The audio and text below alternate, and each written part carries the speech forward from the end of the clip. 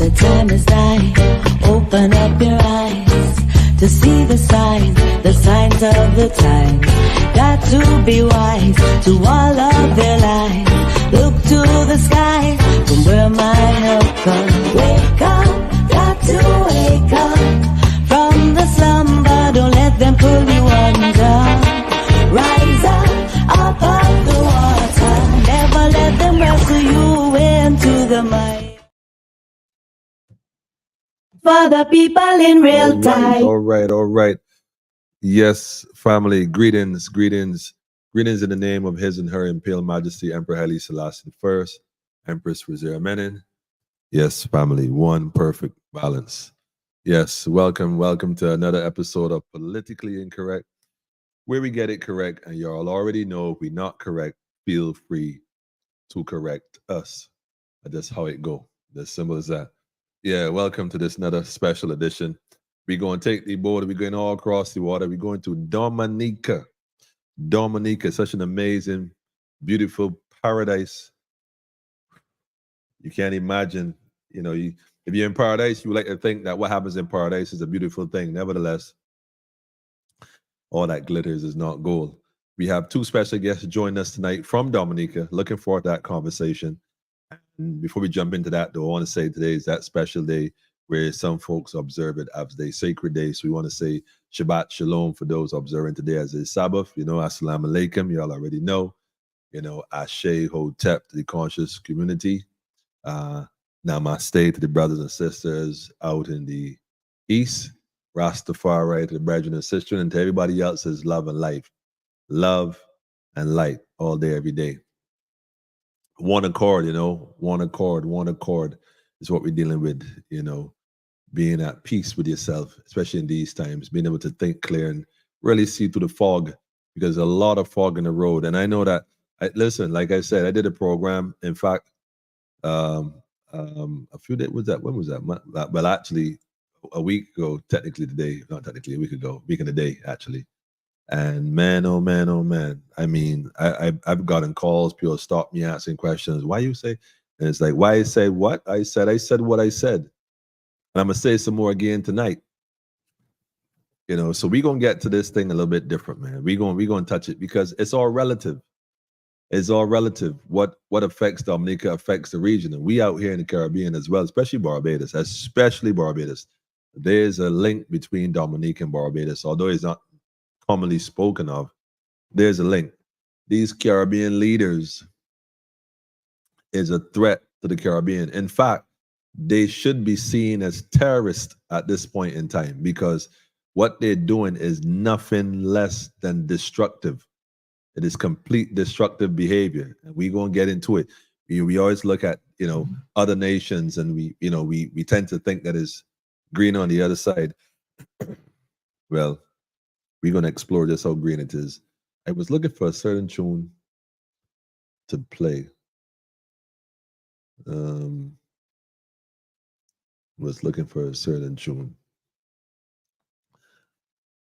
I ain't seeing it, but I know how this works out here on social media in terms of finding stuff sometimes. Wanted to take it to Dominica, but I gonna find it before the night is out. Usually I get to it. But we gonna touch on one or two things. What I want to do first, before we even delve into that, is I want to reveal something here. Where's the clip? Let me see it. Is this it? Let me see. Oh, that's not the one. Hold on. I'm gonna show you something really quick. I think we need to pay attention to. I'm actually gonna play a part of it. Should I go back to the beginning? I'm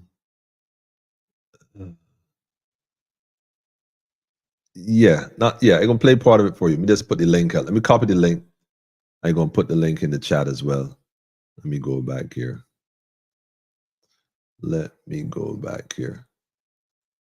This is actually going on in El Salvador as we speak. I'll put that link up there. Hang on a second. Okay, let me post that there. Hang on a second. Tell a friend to tell a friend. Let me get my eyes on the screen here so I can see what's going on in cyborg space is important because I know how this thing go. I know how this thing go. All right.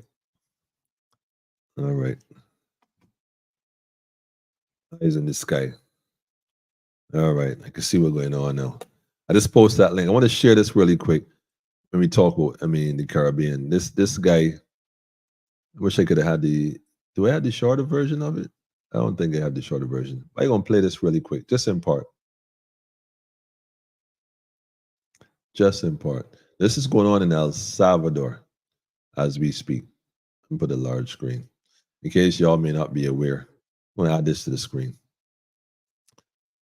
This gentleman right here, let me put it up further. This gentleman right here is basically the new prime minister, basically the president, obviously, of El Salvador. And if you haven't heard what happened in El Salvador, the brother went in and cleaned up house, literally cleaned up house. Let's play a little of this clip for you. Let me see. If you can hear it, give me a thumbs check. Let me know you can hear it loud and clear. But if you want globalism to die here too, you must be willing to unapologetically fight against everything and everyone that stands for it. Fight for your freedoms. Fight for your rights. The next president of the United States must not only win an election, he must have the vision, the will, and the courage to do whatever it takes. And above all, he must be able to identify the underlying forces that will conspire against him. These dark forces are already taking over your country. Okay, let me pause it really quick. Bear in mind, he's in America giving this speech, and he's saying the next president coming in has to be able to recognize these dark forces that want to control the people. And he's saying that people need to be able to fight for what they know is right and not succumb or give in to these illusions.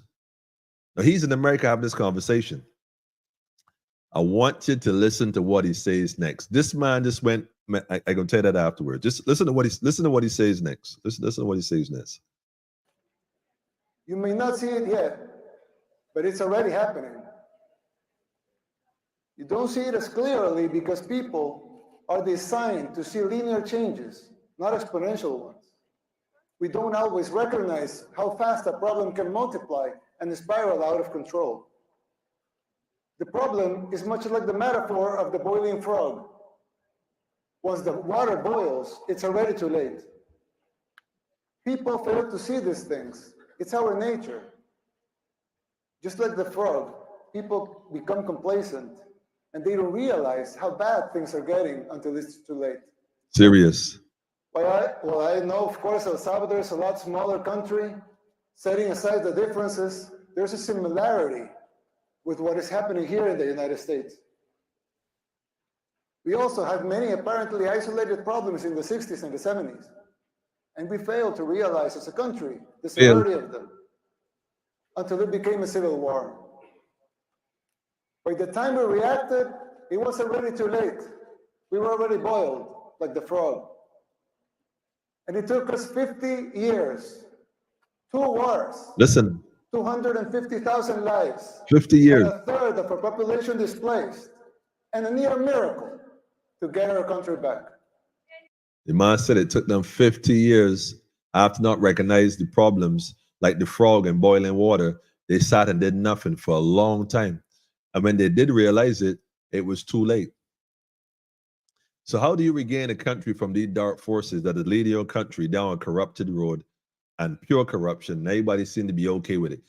Listen to how this man, look, this is crazy. Because they try to cite him now for, crimes against humanity and other stuff they're going to say. But listen to this last part before I go into tonight's program. And our guests are all here, by the way. So we go in Dominica just now. So, this is the final boarding call.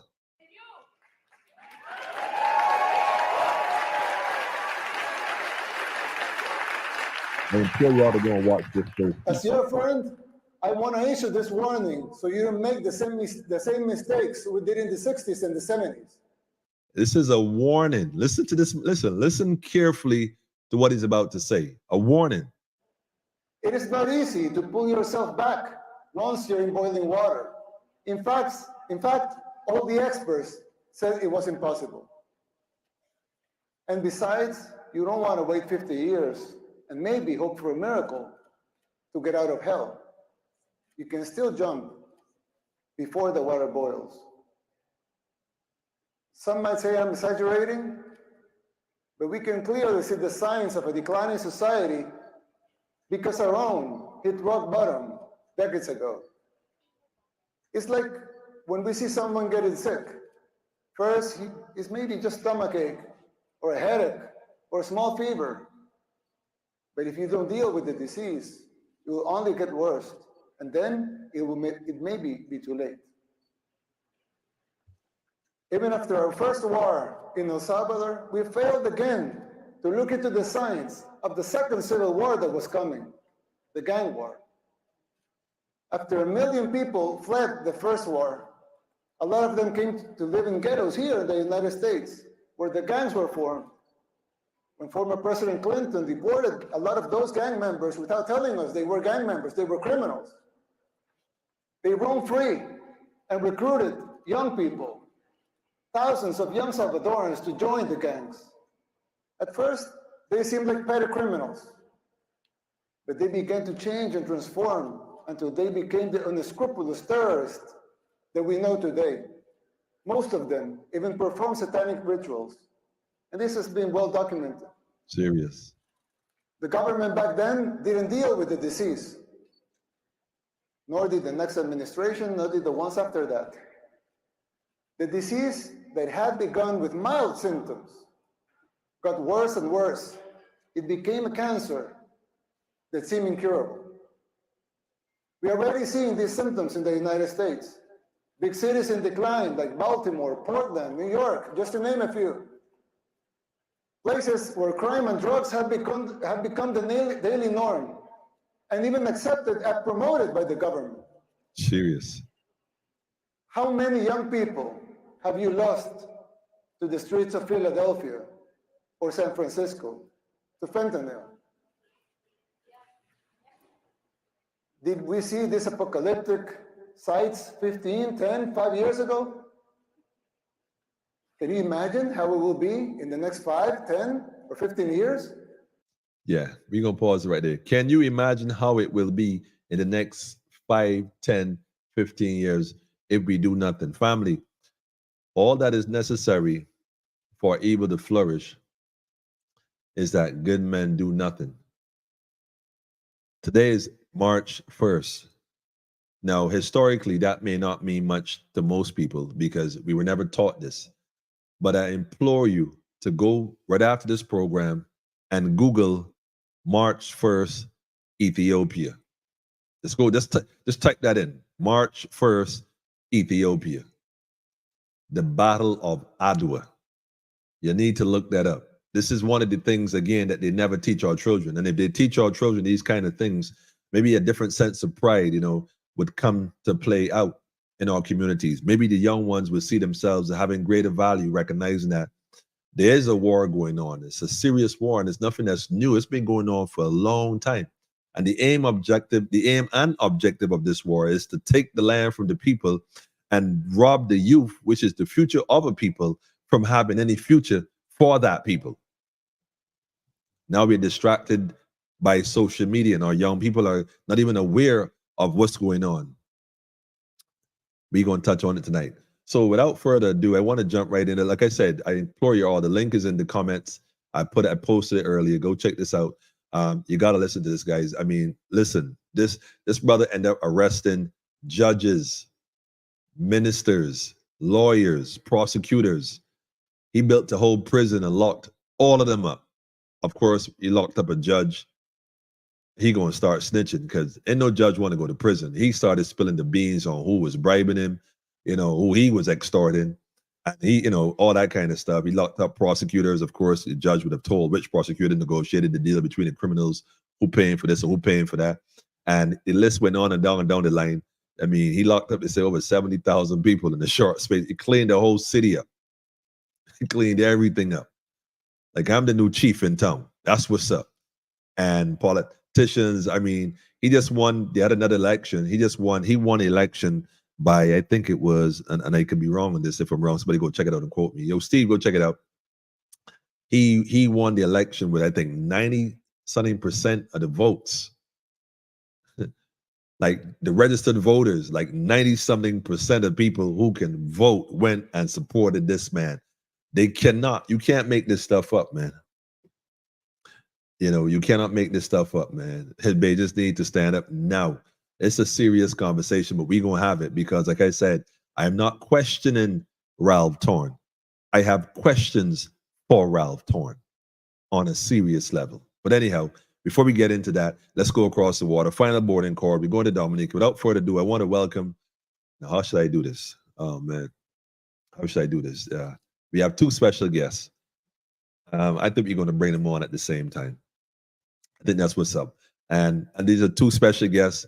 They're part of the special family. Shout out to Fade, by the way, international and regional community. Let me use that word for now loosely. It's nation time. It's nation building time. That's what's up. And we got to focus on building our nation and forming our government so that we don't have that issue with these corrupt states. We don't have that.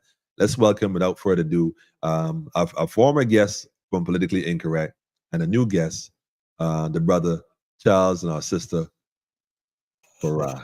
Welcome to Politically Incorrect, where we get it correct, all the way from Dominica. Welcome. Greetings, everyone. Thank you for having us tonight. Hello. Good evening, my brother Emmanuel Berelia, Politically Incorrect. Thank you very much for your invitation. I came prepared. If you will notice that I'm wearing my Ethiopian designs because we are commemorating today the 128th anniversary of the famous Battle of Adwa. Powerful. The big defeat of European imperialism on the soil of Africa and Ethiopia. That's right. Emperor Menelik II, who defeated the Italian invasions and prevented Ethiopia from falling under the hands of colonialism. We must celebrate that. We must. It's important that we recognize these dates because, again, we start to teach our children these things and they take a different look at themselves and see themselves having great value as opposed to them hearing a story about, you used to be a slave. You used to be a slave. You used to be a slave. While you're on a plantation, they tell you used to be a slave. It's amazing how they do it. But today, definitely the Battle of Adwa family. I'll put some links up, towards the end of the program. I'm definitely going to touch on that without question. It's a must. Absolute must. I even have a footage I want to play. I'm probably going to post it as a video separate to the program here, but I'm definitely going to put it up and we're going to get into it. But since we get into Dominica, it's your night, you and the sister.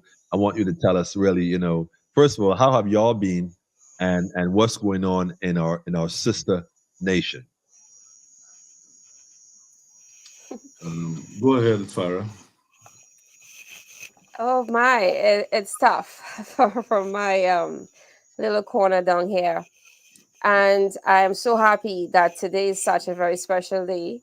And you're correct. We need these types of lessons taught to our Caribbean children because pop culture gives us glorified images of Vikings and all this, white people celebrating the history, which, it is what it is.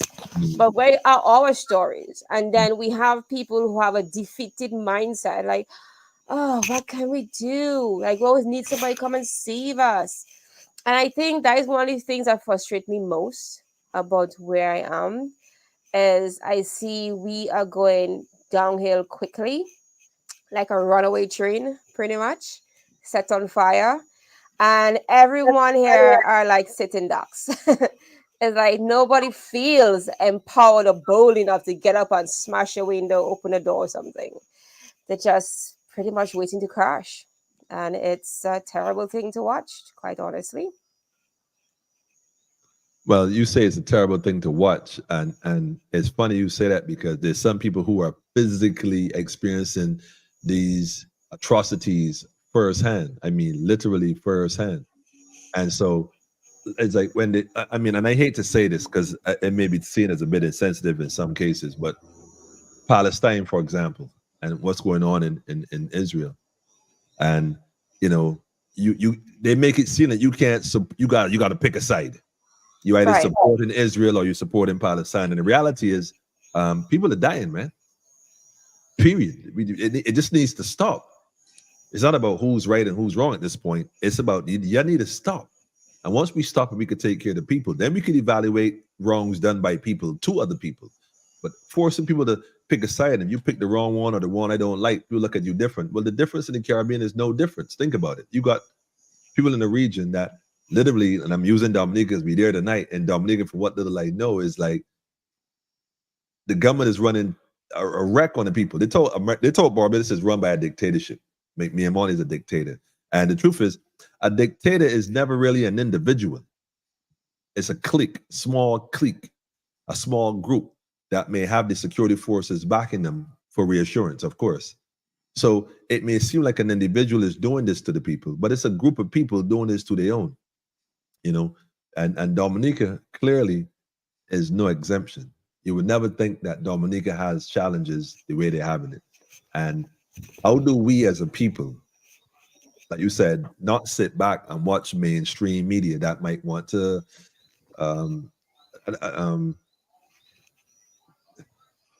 vilify anyone that wants to speak truth to power?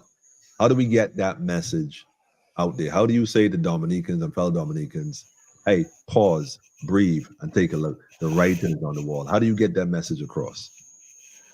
Wow, I think you got to tackle the churches. Churches? Yes, because I don't know why I'm saying this, but I feel that's where you have to start. Because I feel the church has such a grip on the mindset of the people that they feel like, oh, leave it up to God and take it easy, that type of attitude. I think that's where it should start, pretty much. Mm-hmm. Because they say we are a Christian society, but everybody is so docile and waiting for a savior. And nobody feels the need to challenge anything. And when you get upset, they say, why are you being so emotional? Go pray about it. So I think it starts from church. I'm sorry to say. Wow. There's a miscommunication. If there's church leaders, pastors and priests speak a different language, a different tone, a different message, I think it'll catch faster. Can I tell you something? Yes. I'm not sure you're going to like this, but did you know that the idea of Black theology was started in Barbados in a place called Cardigan College? In fact, the message was, we need to find a way, because bear in mind, during the time of enslavement, you weren't even allowed to have your own fellowship of service. You weren't allowed to even beat your drums and practice your spirituality, let alone come into our churches. Oh, no. So what they did was they decided we have to Christianize those we imprison and find a way to control them mentally, because physically we can't even sleep at night because they're always trying to do something to us. They were afraid. So they decided to Christianize those that were enslaved for the sole purpose and only purpose of controlling them. And guess who they picked and paid to do this? Individuals who they felt had an influence, who we now call today, for the most part, ministers. That's why churches are given tax exempt by the government. You have a business and you collect money, you got to pay taxes. You collect money, you got to pay taxes. You have a party, you got to pay taxes. You have a fete, a concert, whatever you're doing, once money is exchanged, they tell you got to pay a tax on it. But when the church has fundraisers and offering and tithes and all this other stuff, the church don't have to pay any money on that. Why is that? Because they have an agreement with the government. You can have this church and teach this message only. And in exchange for doing the work I asked you to do, you keep and collect all the money you want. So when you said the church need to have a different story, the truth and the fact is most churches, I won't say all because as my own disclaimer, I won't say all, but most churches are working for the plantocracy, and their job and only job is to keep people in a docile state, waiting for a savior to come and save them. So your cries might fall on deaf ears, only because the preachers can't do anything but preach the gospel, the God spell, to keep the people hoping to get heaven when they leave earth while everybody else enjoying the earth that God gave you. It's unfortunate. Elder, Charles, the elders with us also from Dominica. This topic on religion and pastorhood or priesthood or whichever hood they're under, affecting the people psychologically and spiritually. Give us your thoughts on this, elder. Well, thanks again for giving me the floor and providing me with this opportunity. Good evening, everyone. Again, you introduced the topic of the Barbados being initially opening up this church and black, how did you call it? But anyway, what happened in Codrington? And I just wanted to mention that, Barbados has set quite a lot of firsts for us in this region, starting from 1661 with the Barbados Slave Code. That's right. And that slave code was used not only in the Caribbean, but also in the United States of America. They applied this thing that originated in Barbados to control and properly regulate and manage slavery in the United States of America. So that is, we always pay attention to what's happening in Barbados. And as you mentioned earlier, there are quite some interesting links between what is government of Barbados and government of Dominica. In fact, we can count 3 very important special advisors to the government of Dominica who are also advisors to the government of Dominica. But with regards to the role that religion has played in keeping our people, as you explained, preparing for the good life after death, that is the milk and honey in heaven, that you can only enjoy after you die. And so they have convinced our people that don't worry with any of the misery that you're suffering here on earth. That is how God made it for us. But he has prepared a place. He said something like, in my Father's house, there are many mansions, and I'll go and prepare a place for you and you'll be okay. So just die and come and meet me and we will have a good time in heaven. But as you said, the same people who taught us those kind of things, they are enjoying heaven right there with us. We are seeing them enjoying the good times of heaven right there among us, the abundance, money, food, wealth, medicine, health, and then we are left to be, so, and therefore the time is approaching quickly where we should realize, as was explained very well by the president of El Salvador, that the frogs, we are in the hot water and we might as well start to jump out and don't be frogs, because this hot water is going to kill us before we realize it is hot. But yeah, coming back to where we are, there is no special need for us to revolt against our own people. Even if they have been indoctrinated in such a way, there is no need to chastise them, but we have to assist them in waking up. That's right. We have to provide the information, the education, the activities, the cultural, because, I mean, just imagine our race, our nationality, and we are here talking an European language, because if you follow our brothers and sisters in El Salvador, in the Central American countries and South America, the black people who were brought in these places to work on plantations, they tell us that the Europeans cut off their tongues because they came from Africa with a language, with a culture, with names, and once they got settled in this place where we are today, they had to be forced to speak the language of the colonizer. And that is why we are speaking English today. Serious. And therefore, maybe we will not get to solve this problem too quickly. We will have to continue with English, but there are so many other things that we have to unlearn, and we have to prepare ourselves for us to, we have to change things. I mean, if we look at the situation in Dominica itself, we can say Dominica is definitely preparing to be in a revolutionary situation. Yeah. Revolutionary situation because it is not quite there as yet. We have objective conditions where the people who are below and suffering cannot continue to take what is happening to them. And the people above who are ruling cannot continue to rule the way they were. So everything is in confusion. But one very important factor in that is the subjective conditions.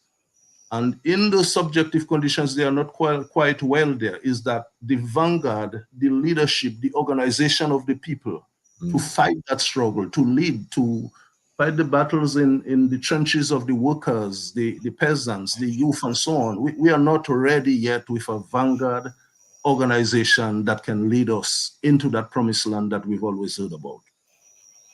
But why you think that is? Because I mean, I would like to think that in 2024.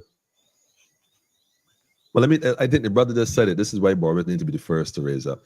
I like to think in 2024, as a people, we have reached a point where we can recognize that our people are destroyed for lack of knowledge, but not having knowledge. For example, as a child, and your parents turn the lights off, most children are afraid.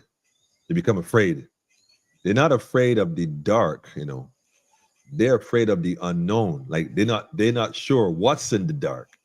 That's caused them to be afraid. But as you grow, you learn that there's nothing in the dark to be afraid of, and therefore you no longer become afraid. It is the lack of knowledge that makes people afraid. And I find that our people are afraid. Oh, Clyde, I might lose my job. I got the mortgage. I hear what you're saying. I love what you're saying, but I can't risk that, boy. Get the new job. I don't want to lose it. I don't want to, my mortgage, my new house, my car, I don't want to lose. I don't want to take the chance, man. The backlash. They might blacklist me, although that's really a whitelist as far as I'm concerned. So people are afraid, but the truth is, my people are destroyed because they lack the knowledge. Because if they knew who they really were initially and who they are today, and recognize the power that they possess. Imagine, right? Today is Friday in Dominica. Today is Friday, period. Imagine if Dominica decide, hey boy, see Monday, we not going work.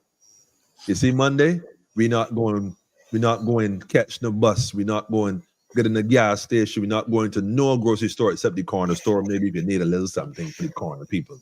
Right.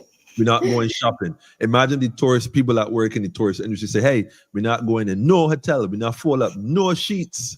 I ain't serving no food in no restaurant.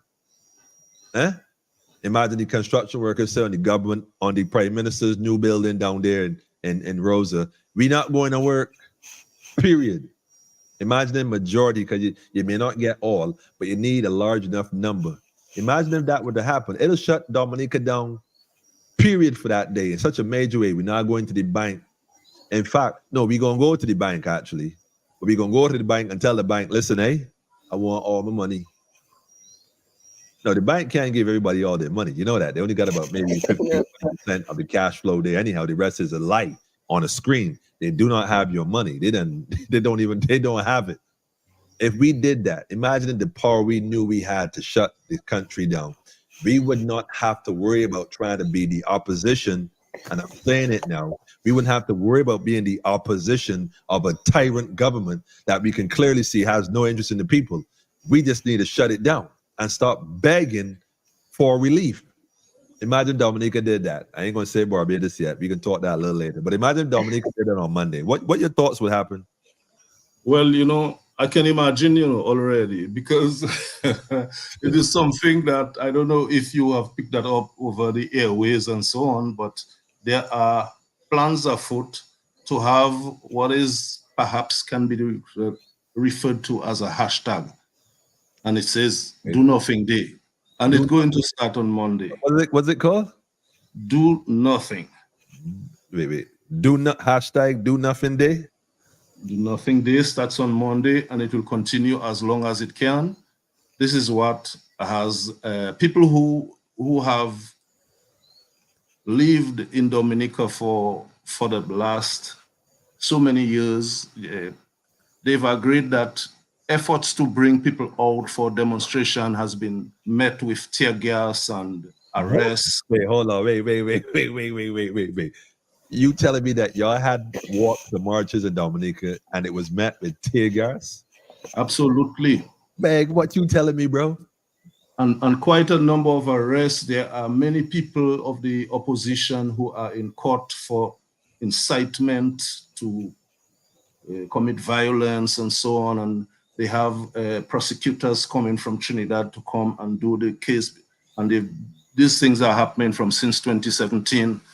And up to now, the cases cannot be called. They are dropping them. Anyway, we are in a situation where, because of so many people who have been tear gassed, because so many people who have been arrested, because so many people who are in court, people are looking for a new way to protest in Dominica, and they find that staying at home and doing nothing and not reporting to work or going to work and doing nothing. So there has been a new idea in Dominica called the do nothing. And perhaps you need to pay attention to what is happening in Dominica, because already the people who are against it are already looking for all kinds of explanations and excuses why people should do something.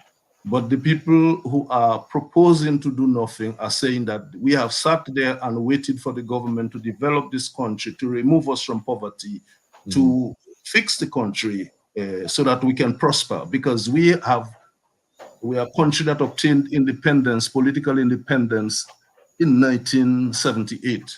We obtained a constitution with a whole lot of rights and so on, and we thought that we would pursue economic independence immediately after political independence. And after 45 years, we are seeing that things are getting worse, and people are deciding that they're going to do nothing to see if, while they're at home doing nothing, if the government will do something to fix our lives. And so pay attention to Dominica. You might hear more things happening in Dominica about that. And maybe that sounds like an interesting thing that may need to be replicated around the Caribbean. Let us see if we can take matters in our own hands and start this do nothing campaign. That's right. For us to get better. That's right. I want to even add to what you said just now. That was just mind-boggling to some degree, because here in Barbados, we also been having some walks recently. And shout out to Marcy Week's program, by the way, in Bonga Lights and the Mama, of course, and all those people trying to make a difference and empower the people by giving them the knowledge. And we have some walks and everything. And imagine that. Well, Barbados not at the point where people are being tear gas and arrested. I think the closest that would have come to arresting or corralling a bunch of people and throwing them in a prison bus was a walk we had a few years before, 789. And ironically, and for some strange reason, the target of that arrest was me. It's funny because while folks out here thinking this is a game, a lot of us have been literally at the precipice of war with these security forces. And those who were present and those who got the videotapes know exactly what happened. So when I come on this program and I speak, I don't speak because I think that's what I speak, because I see this and I feel this. I experience this firsthand. This is not something an idea that I have. You talk about people up there getting tear gas and arrested, people in jail. Probably some people are in jail still since 2017. If they can't get bail, they're probably still arrested.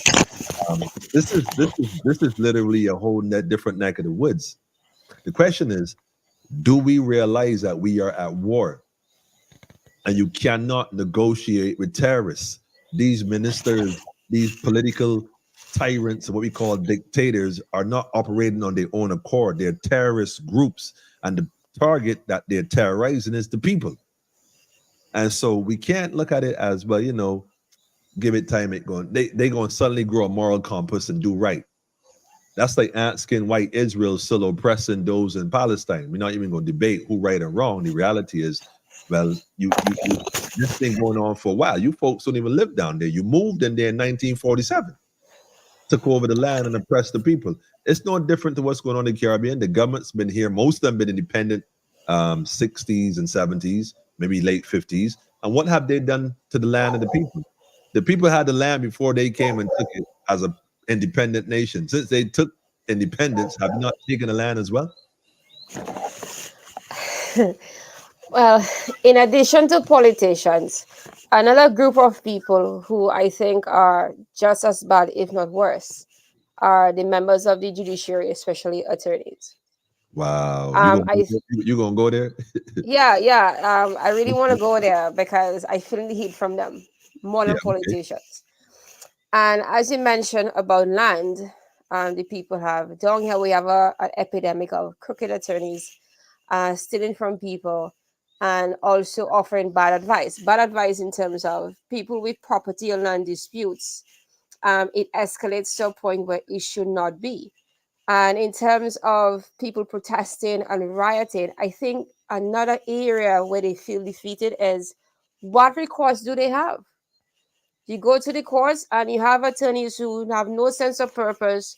They don't advocate for anything.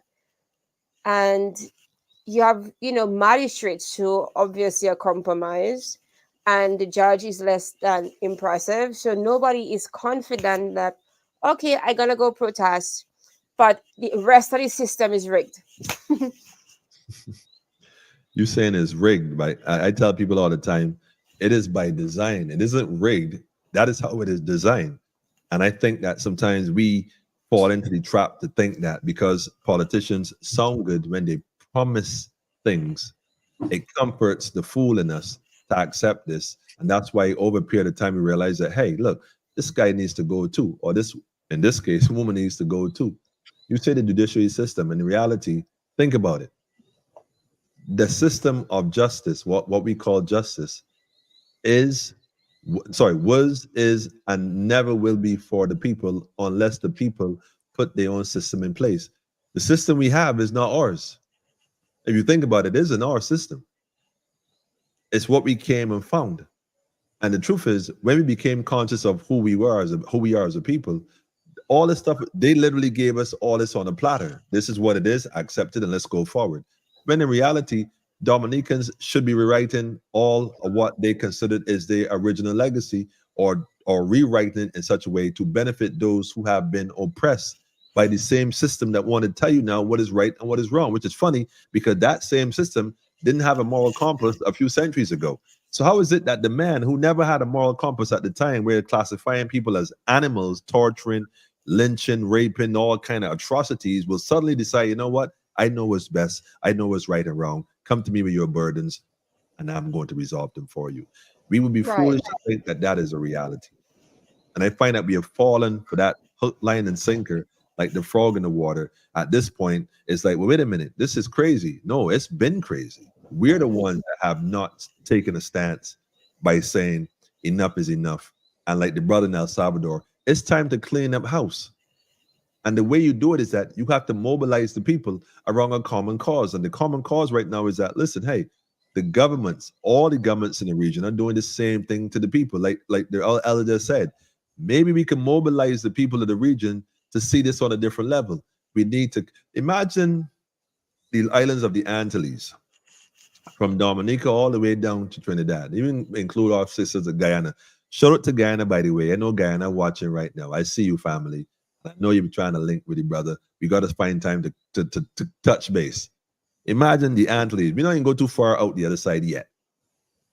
Antilles, come Monday, have a do nothing. What is it? Yes, do nothing day. They can't fire you. You call in, I don't feel well. I don't feel well. You don't just stay home from work and say, I joined the resistance. No, you call in to work. Listen, I don't feel well. You know, I'm not sure this is the result of the thing that passed the other day. The thing that passed the other day. The thing that passed the other day. I ain't sure what I'm coming down with. I gotta stay home today though. Imagine anybody calling Monday and calling sick. I don't feel well. I'll see you tomorrow. Imagine that from Dominica all the way down. Of course, initially it may not have the momentum, but imagine by week 3, week 4, half a nation calling sick. I don't even think it would last that long. I don't think it will last 3 weeks, 4 weeks. Nah. The first week, they're probably going to ignore it. And then that week, they're going to threaten people. If you don't come to work, you're going to lose your job. So what? I told somebody the other day, once you have water, you can plant food. So once you got water, you collect your rainwater, you can plant food, you can eat, you can drink, you can live. You don't need Yeah. their money. Yeah, it sounds good. But when people here are being denied access to or their own property, then we have a problem. Well, And that's a serious issue we have down here. And that's why I mentioned attorneys, because from my little experience, what I observed, they are actively, working against sometimes even their own clients. wow. Explain that to me. So there are many people here who are either they own land but somebody want to take it from them, or they are being denied their interests, or in other ways, and so you have it but you can't touch it, you can't reach it. And the system is so frustrating. It can be tied up for years in litigation, and at the end of the day people end up, some cases, losing everything. Wow. So that is why I say, as bad politicians are, which are terrible, attorneys, they're supposed to be the guardians pretty much of protecting and guarding everybody else's rights. But if they are, part of the problem, then we have a serious problem. I like how the elder put it, man. The scribes and the Pharisees are more than their lawyers and politicians. I don't think we fully get the connection because the language might be a bit, you know. But the truth is, the scribes and the Pharisees are the lawyers and politicians. And we know from the documented account from the religious order that the scribes and the Pharisees are the problem. We've always known they're the problems. So again, these lawyers, for the most part, are members of a bar association, and the British accreditation registry is what it is. And the British is the colonial oppressor to maintain their sovereignty. And they do that by any means necessary. So, again, when we educate, you said religion is part of the major problem. And I'm going to agree with you in part, because within religion, well, let me rephrase that. Within the idea of being spiritually connected to a divine source is also, like how I did that, right? How he kind of twist that a bit there. It's also the ability to tap into that divine source and gain the strength and the courage. I'm going to use Samson as an example. Not that I'm getting religious, just in the story that we know. He may have lost his way and got involved in the system by succumbing to the desires and lust, perhaps, of the system. But what he did when he reconnected with his divine source, he regained the power he needed to complete the mission he was here to do. Yes. Because we just need to reconnect with our divine source. I mean, we understand the experience of earth, but within that experience is also the ability to recognize, you know what, maybe I'm a little off track. Maybe we as a people are a little off track. Maybe we think that Dominica is different to Barbados, and therefore I'm not interested in what's going on in Dominica because I'm not connected to Dominica, not realizing that Dominicans are me. I am them. Before they told you it was Dominica, before they told us this was Barbados, we understood clearly that we were one. So where's the one Caribbean, what we call the Caribbean? Where's the one nation? Where's the empire for this region? Where all the indigenous, we like to think, the indigenous people. Someone said to me, the Caribs in Dominica, and I'm not going to say too much about that, but I'm going to say this much about that. How is it you could speak about indigenous people in any Caribbean territory, for that matter, any of them, and not recognize that Dominican indigenous folks are not different to the indigenous folks in Barbados or St. Lucia or Antigua or Yaramé and St. Vincent or Grenada with the Maroons or Trinidad or Guyana? We were always one people. The water did not divide us. The water is what connected us in our little canoe. You know how we did it? And we came across, how we doing this week? I didn't see I brought some spices from down here. What you got for me? And we took it back. They make it seem like we were savages, wearing grass skirts with bones in our nose, and we had no civilization, when that's a lie. So you can't talk about rights for indigenous people in the Caribbean and not connect the islands as one. There's no Dominica separate to Barbados. So yes, what's going on in Dominica, we, like the elder said, we need to pay attention to this, because what's happening there is invariably coming here. And what's happening here, without question, is being enforced over there. So then you said, how do you get the people going, elder? You said to... Yeah, I just wanted, now that you introduced the topic of the indigenous Kalinago people of the Caribbean of Dominica, we need to recognize that Dominica is flagship when it comes to that topic, because that's right. Of all of the islands of the Caribbean that gave the Caribbean its name. Otherwise, they told us Christopher Columbus came here and he called the place the West Indies because he landed in the west of India, and then we are the West Indies. So we have the University of the West Indies. We play cricket and we call ourselves West Indies. But those are things that, I mean, we have to disabuse our minds of that. We are not the West Indies. That's right. We are the Caribbean, and here, therefore, Dominica is the only territory in this region that has a reservation that was established by colonialism, British colonialism, Wow. demarcated land, and they Wow. put these people in that reservation to stay there and do not cross that river, do not cross the boundary. Right. And people are still living in these conditions in Dominica today, but we just talk about the Caribbean like it's a place for tourism, like people come and enjoy rum and coke and pina colada and be on the beach half naked and so on. But you know, the people who are still in this reservation in Dominica are living the lower standard of living than the rest of the Dominican people. And by all means, this is supposed to be the number one priority for all politicians. Hold on a second. You're telling me like how America has these reservations where they claim they have these American Indians and they're allowed to be free. You're saying that Dominica has a reservation for, in quote unquote, indigenous Caribs, but they're living like what? Below poverty? That's exactly what I'm telling you. Do you understand when you say that, how crazy that sounds? Because understand this, how if Dominica acknowledges that these are the original people that we took the land from, they're supposed to be paying them a rent for occupying their land. Not yet. It's not like that as yet. Why not? Who's the chief? Who's the chief in that land? I like to have a word with him because he's probably on the take. That don't make no sense. How you have a reservation which, by its virtue of its own existence, signifies that they acknowledge that you are the original owner of the territory that we are now currently occupying. It's under occupation by the corporation, and they're not paying you a tax. No, and the lands are communal, so they don't own it. That's it. They don't have property rights. They cannot go to the banks and negotiate a loan based upon their certificate of titles, because there's one certificate of title for the entire territory, and it is held by the chief and his council. And so they distribute lands to people where they can build their houses and produce their food and so on. It is held by the chief. You can't go to the bank with anything. It's held by the chief and the council, huh? You might got to talk to the chief and the council because something ain't adding up, and I mean pun intended.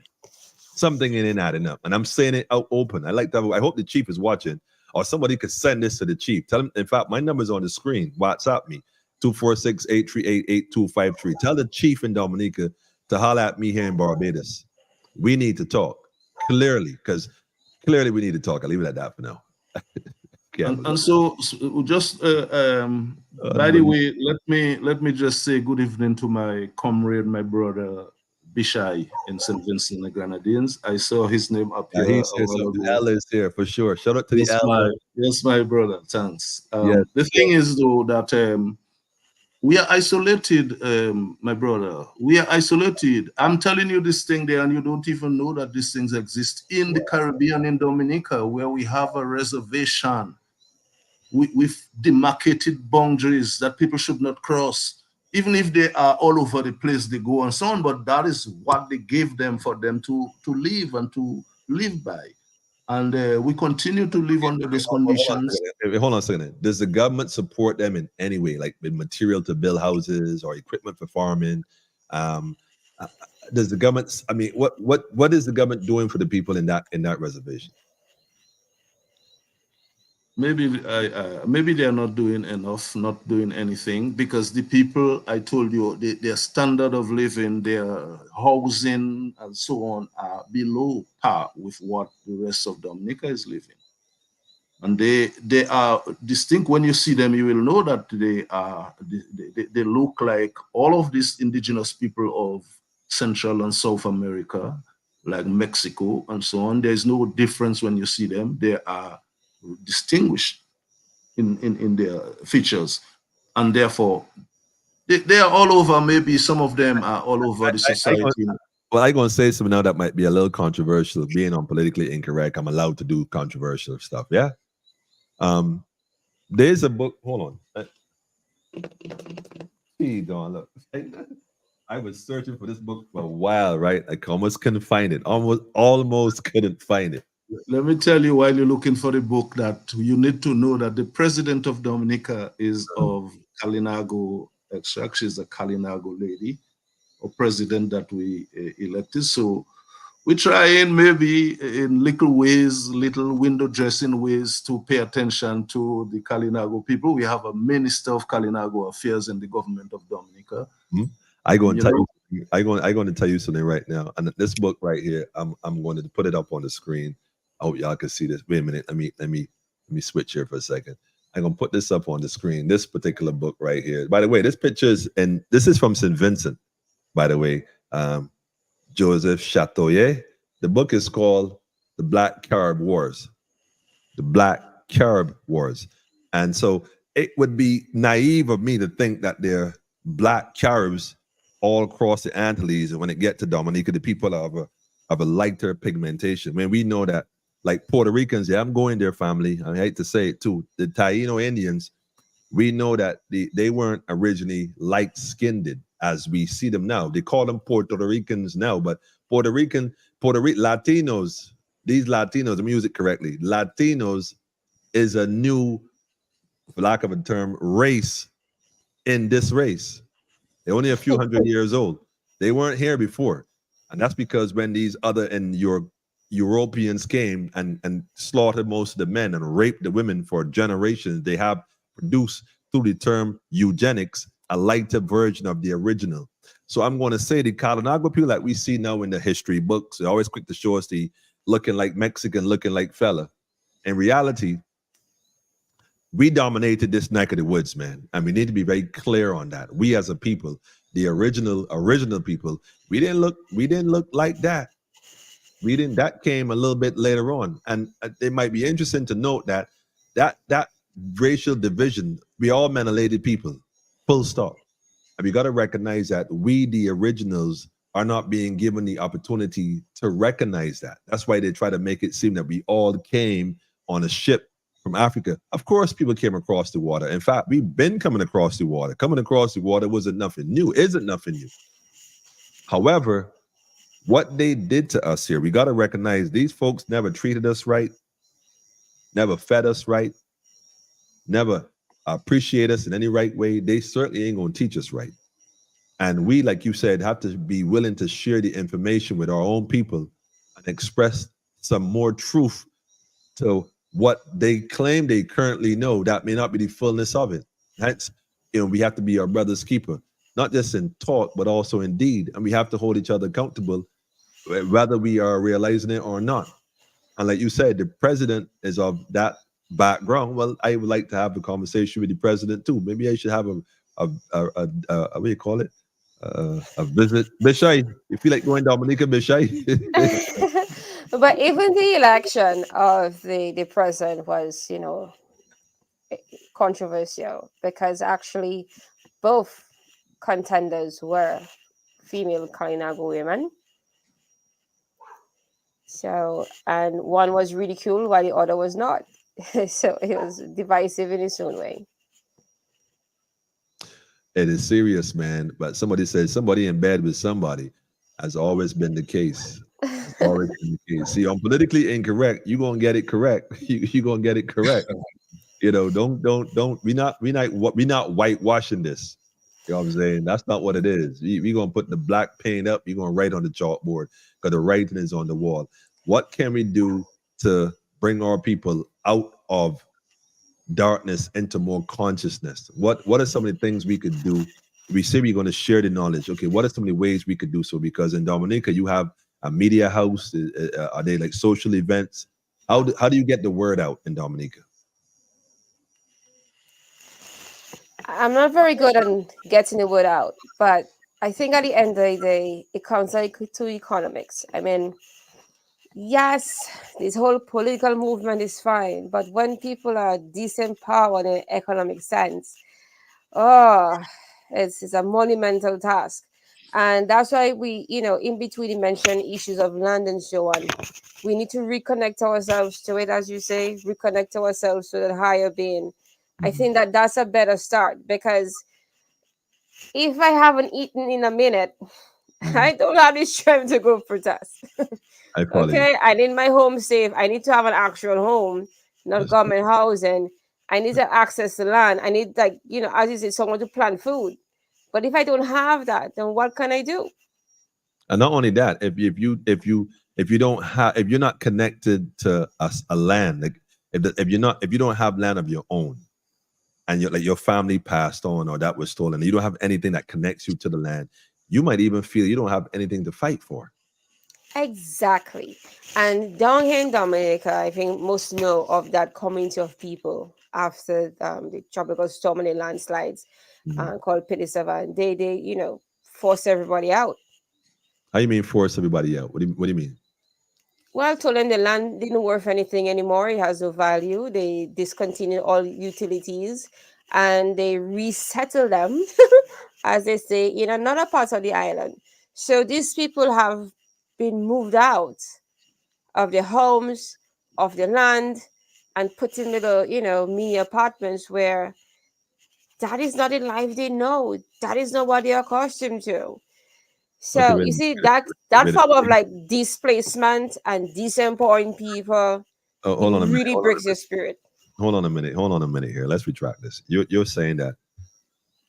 Okay, paint the picture first. You're saying that this area of Dominica that was in existence long before now had an issue with the hurricane, landslip and whatnot, and the government took all the people from that area and just relocated them, Almost all of them, yes. almost all of them.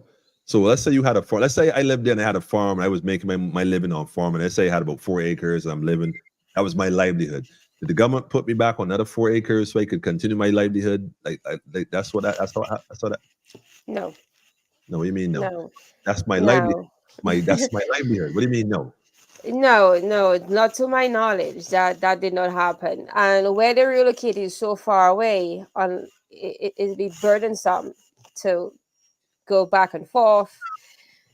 So a lot of places are practically abandoned, and it is one of the more beautiful villages on the island, actually. So Okay. it's a tragic thing, and people have homes and they have titles, certificate titles, and the titles are told isn't worth anything. I'm not sure how true it is, but I have heard that some are still paying mortgages. Hey, wait. You can't make this stuff up. You're telling me the government took the land because they claim it was are they claiming it's a hazard?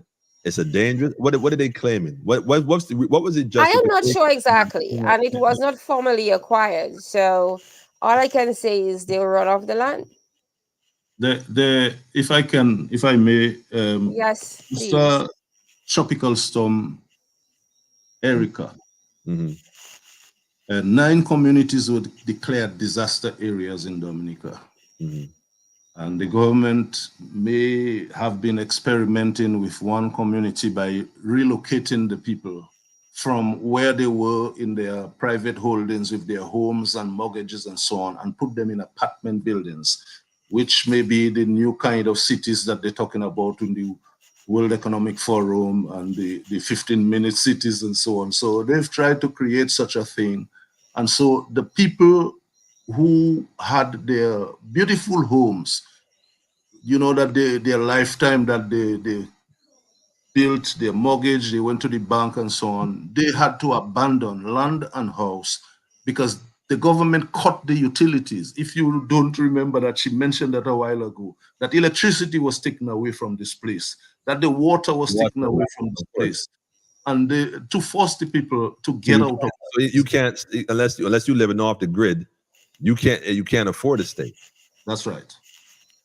And this has been from 2015, the hurricane, the tropical storm passed, and we are now heading for 2025. So it's 9 years already that we are in that kind of situation. This is crazy. I mean, and nobody is representing, nobody is talking. People, if you meet you in a conversation, they will tell you how difficult life is for them.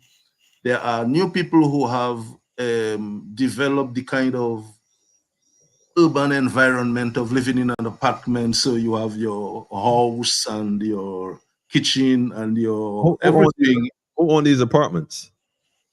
They are government apartments. Oh, the people are there based on their affinity. So let me get this straight. So the government owns the apartments, but who pays the rent for the apartments? No rent. No, somebody's paying the rent. Because if the government is on it, is it a government partnership with some private entity? Because that's usually what they do. The government don't generally owns things 100%. They have a private what's the term? The PMP or something like that. A private partnership or a public private partnership. There you go. I just the PP, well, we can speculate. It's a company called MMC. And MMC. Yes, I think that was one of the first major CBI funded projects. MMC. I wonder who MEC. I bet if you do some research on what is it, MEC? MMCE. MMC. What does that stand for? That's just the Montreal Management. What is the rest of it? Something else. I'll tell you what. Look that up and get me some information. They got some folks that do some. My inbox crew, their research is phenomenal. Like they find stuff. I think they probably the Fed sometimes how they dig stuff up. So you see, that is where it hurts me when it comes into the attorneys again. They have the legal knowledge. They are the ones that can, advocate for the people. And even to tell me, out of everybody, no one can come and offer advice. Help. Because people suddenly be really crying out, They need the help. But who's gonna be the one holding their hands? So we have a serious problem. And then we have another community of people up in northeast, wherever in Wesley, where they acquired the lands to put their international airport. And it's just a big mess. People, have not been compensated. Some don't know what's going on. It's really confusing. So that is why we have a crisis here of people being deprived of their property. Well, you know what? Someone has said it's time that the indigenous folks know who they are. I mean, I literally see someone who's originally from the territory. Like, I don't see you as separate from the land called Dominica. Like, you're literally the flower that was birthed out that soil. And it's obvious. I found something for you there. Montreal Management Consultants Limited. They got them. No, consulting establishment, the Ease establishment. Okay. Well, tell you what, send that. Let me have some folks look into that. Let's do some search. Yes, because in Belvis-Chopin, there are two sections of the resettlement. And when you enter both of them, there's a huge arch with their initials on it, MMC. Well, I'm telling you, somebody's getting paid for those apartments. Somebody collecting rent. And if the government relocated the folks in that area, I guarantee you the government is also paying the rent to this private company who obviously they're getting a kickback. And that's why they set this up in the first place. So I bet you start to see, you start to dig down this rabbit hole. And shout out to Miss Goddard, by the way, who's on here. I'll leave it at that. You know who you are, because there's many Goddards, but you know who you are. When you start to dig down this rabbit hole, you'll be surprised what kind of documents pops up. So send me the information. Let's do, let it be known, right, that there's one Caribbean right now we're dealing with, the unity of the region, restoring the empire. Yeah. And this rabbit hole, I apologize, but if you want to hit it, Lloyd can assist me. One of the heads of MMCE, his name is Anthony Hayden, if I'm correct. And he is the one people assume runs our CBI program and controls all the money. That is what he states. the government cannot account for the billions we have. But the question is the government a shareholder in that company?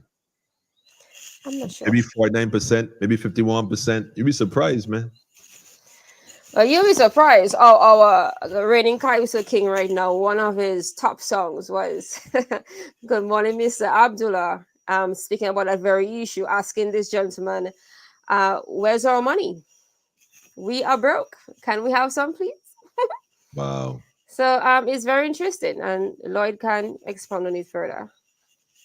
The so-called crown land is fraudulent. We are the indigenous people. Peoples are the crown. We are the crown. We must re-educate the people to understand this fact. You got to get Bishai back on here. He hasn't been on here in a minute. You have to, like, he's been busy taking over St. Vincent. You got to have to get him on here, you know. But my brother, we have a very serious land issue that, for Dominica especially, the land may be more important to us than, I don't know, other people paying attention. We have in our coat of arms in Dominica, it says in Creole, Apwe bon Dieu, c'est la terre, which means after God is the land. Wow. La terre. Say that again. Say that again.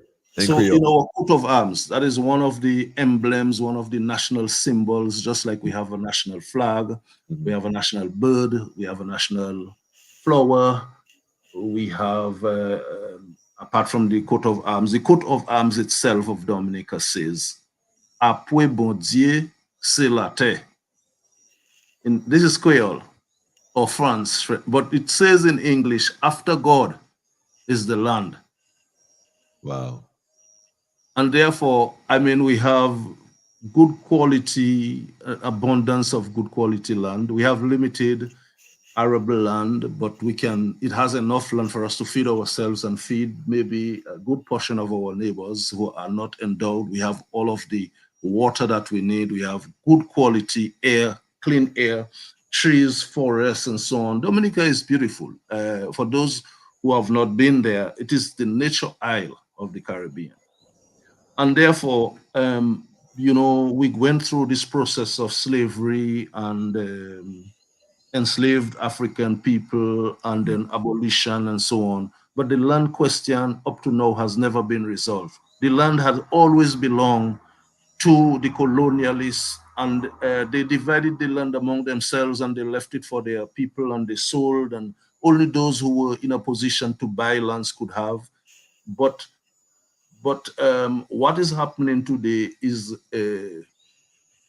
the Constitution of Dominica is in many cases being violated, where lands are being acquired supposedly for public purposes and so on, and disregarding what the Constitution says about compensation to the people for their lands. Lands are taken, 4 years are running, a big airport is being built, and people are crying because they've had so much faith that they were going to get compensated for their lands. And the 4 years have gone, they have not been compensated. And we see a new trend in acquisition of lands, of paying people for $1 or $3 a square foot, while some other people who buy lands in the same areas, who have land in the same areas, are selling it because of their connections with government at $8 and $10 a square foot. So there is a lot of disparity. There are a lot of, injustices. There is a lot of what we call the violation of the Constitution of Dominica, which is one of the other national symbols that we have. We have a constitution, but like I think all the rest of the Caribbean, the constitution that was given to us by Great Britain at the time when we obtained our independence is something that the people did not participate in it and contribute in it. So the time has come now, perhaps maybe for a new Caribbean union kind of engagement to get the people to start getting discussions about their constitution, so that they can have a constitution that they developed and they formed, and so that whichever government that comes into power will have to respect the rights of the people under the constitution. The constitution is being violated left, right, and center. I love it. I love it. I have to say, shout out to my brother Drakes, by the way. Let me say this, Elder. And you just hit the proverbial nail on the head. I was going to ask you the reservation. Where's the constitution for the reservation? I mean, they can't be operating under the Constitution of Dominica. That's literally a separate nation right there. So where's their constitution? What is the rights to people in Dominica that they should be advocating for? Because Dominica's constitution, even if they violate that, they would have to recognize the one for those indigenous. They have to acknowledge it. Well, you know, as I mentioned, that this is under the jurisdiction of the Carab Council, so the government can't go there and interfere in lands in that way. Well, this is the thing then. You see, the reason why the government can't go there and interfere is because of the treaty. And I saw the sister mention it earlier, from 17, where is it? From 1718, is it? Is it 1718, Aziz? I just saw she had posted that just now here. Let me see if I can pull that up really quick again. There you go, 1781, not 18, 1781. And so if that is the case, then the indigenous folks has a lot more standing than they giving, well, they let it, or well, unless they don't know this. I mean, just give them the benefit of the doubt. And because, you know, right, I'm going, because again, I'm not trying to insinuate that the brother is selling the people out. I'm simply going to say maybe he's not fully informed. And that's why he should give us a call. Let's share some information that he may not know, because like you said, if they're violating that constitution that they give you, which is fine, that's theirs to do whatever they want with it, because it's really theirs. It's their corporation. The one that governs the land for the people. Anybody who identify themselves as indigenous, whether on or off the reservation, has to be given the same status and has to be treated according in a diplomatic manner, because they represent a nation within a nation that is recognized by that said nation. So they can't violate it. And if they are violating it, there are international consequences for such. And if the attorneys in Dominica don't have the testicular fortitude to do so, well, it implies the same thing. Nobody wants to upset the apple cart. Nobody wants to lose their little pickings or their little crumbs off the table. And therefore, something has to give. So if it is not in them to do so, then it is left up to the people. Do nothing Monday. Well, sorry, do nothing day to do something on do nothing day.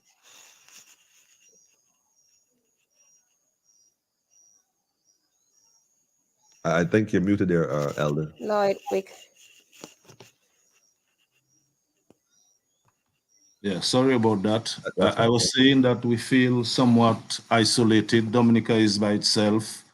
Yes, everybody know that this is a nice place to come for Creole Festival and so on. But apart from that, the connection of the people is not yet working. And we need to work towards building our Caribbean Union. We've waited for the people in CARICOM, for the people in the OECS, for the United Nations. And now we realize that these people are not, they are on a different trajectory. I mean, when we obtained our independence, we thought that joining the United Nations was going to be the best thing for us, because we were going to be among the League of Nations, the countries, or independent countries of the world. And now we are coming to realize that, I mean, one of our enemies as a people is the United Nations. If we look at what the United Nations has done to Haiti, if we look at, you know, especially now what they are doing, preparing to have policemen, foreign troops to invade Haiti one more time. And Caribbean people are sitting there and allowing their CARICOM to continue full speed ahead in establishing that kind of new mission in Haiti without saying a word.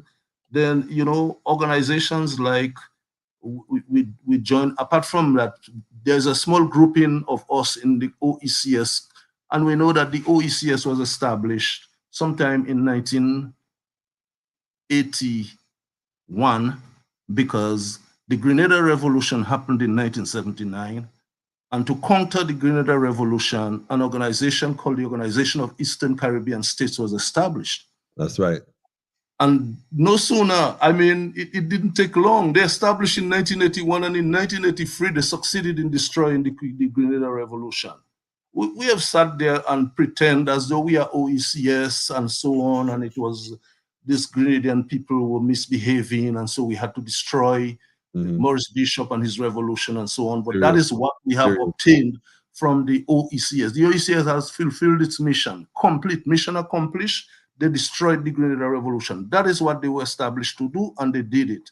The other one is CARICOM. No, we see CARICOM is very busy going all over the world trying to see if they can recruit people to come to us to invade Haiti again. We have in Guyana, there is a little dispute, maybe it's big enough, between in the Essequibo, between Guyana and Venezuela. But what we see, the Exxon oil company is there, very busy extracting petroleum oil in the seas of both Venezuela and Guyana. Comfortably. And we have the governments of the Caribbean encouraging that kind of thing, that, you know, we are English speaking, so let us band together and let us deal with the Spanish speaking people, regardless of the indigenous people that are living on the land in the Essequibo. Nobody cares about them. There is ethnic problems in Guyana between Indian people, people of East Asia, and people of African descent. The CARICOM is not paying attention to that, because to them that is minor. The people of Haiti are predominantly back, but we have other people from Europe. The core group that are controlling Haiti are the ones calling all the shots. And Haiti is a member of CARICOM, and Haiti cannot sit on the core group that is the one deciding. No, the CARICOM cannot sit on the core group. The core group is the United States of America, Canada, you know, the OAS, the United Nations, France. These countries will not allow CARICOM, the Caribbean community, to sit on that core group. Seriously. But then the CARICOM is busy assisting the core group in getting invaders. And so CARICOM is a confusion. And the sooner our Caribbean people understand that we are in a mess of trying to help destroy our own people, our own brothers in Haiti, even our brothers in Guyana, they're not going to fare well in that kind of war. No.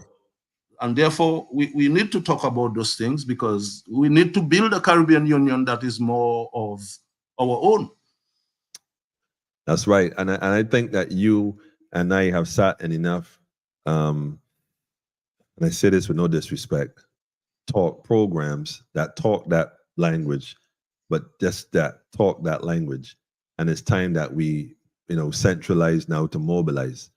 I think a lot of us knows what needs to be done. It's just a matter of how to get it done at this point. I think we need to keep pushing the envelope. And like I said, you can't be the opposition and the government at the same time. You have to recognize that. In fact, let me go one step further. This is a talk about lawyers and whatnot. If we as a people don't understand there's such a thing called political science, that you go to school and learn, if we don't grasp what political science is, we'll never understand the role of a politician. We really think that they're there to assist us, and in reality, it's a science. Like, you know, they say being a doctor is a science. You got to go and learn to be a doctor. Then you got to learn to be a specific heart, kidney, lung, brain, you know, nervous. You got to go and learn a specific area of being a doctor, but it's a science you got to learn. And when it comes to psychology, it's a science you got to go and learn, whether it is your botanist or whatever. They're all sciences, meaning you have to go and learn the art of being said thing in order to practice said thing efficiently at the level you have been taught. We laymen think we listen to these politicians and we really understand what they're saying to us. And in fact, they're practicing political science. And political science is about politics. And politics is the art of sucking the blood from the people and not letting the people know that you're sucking the blood from them. So how do we get around that? By simply not playing that game. It is time we recognize our own nationhood, like the brother said, what we were doing before, not just in one island, collectively coming together. You talk about the UN.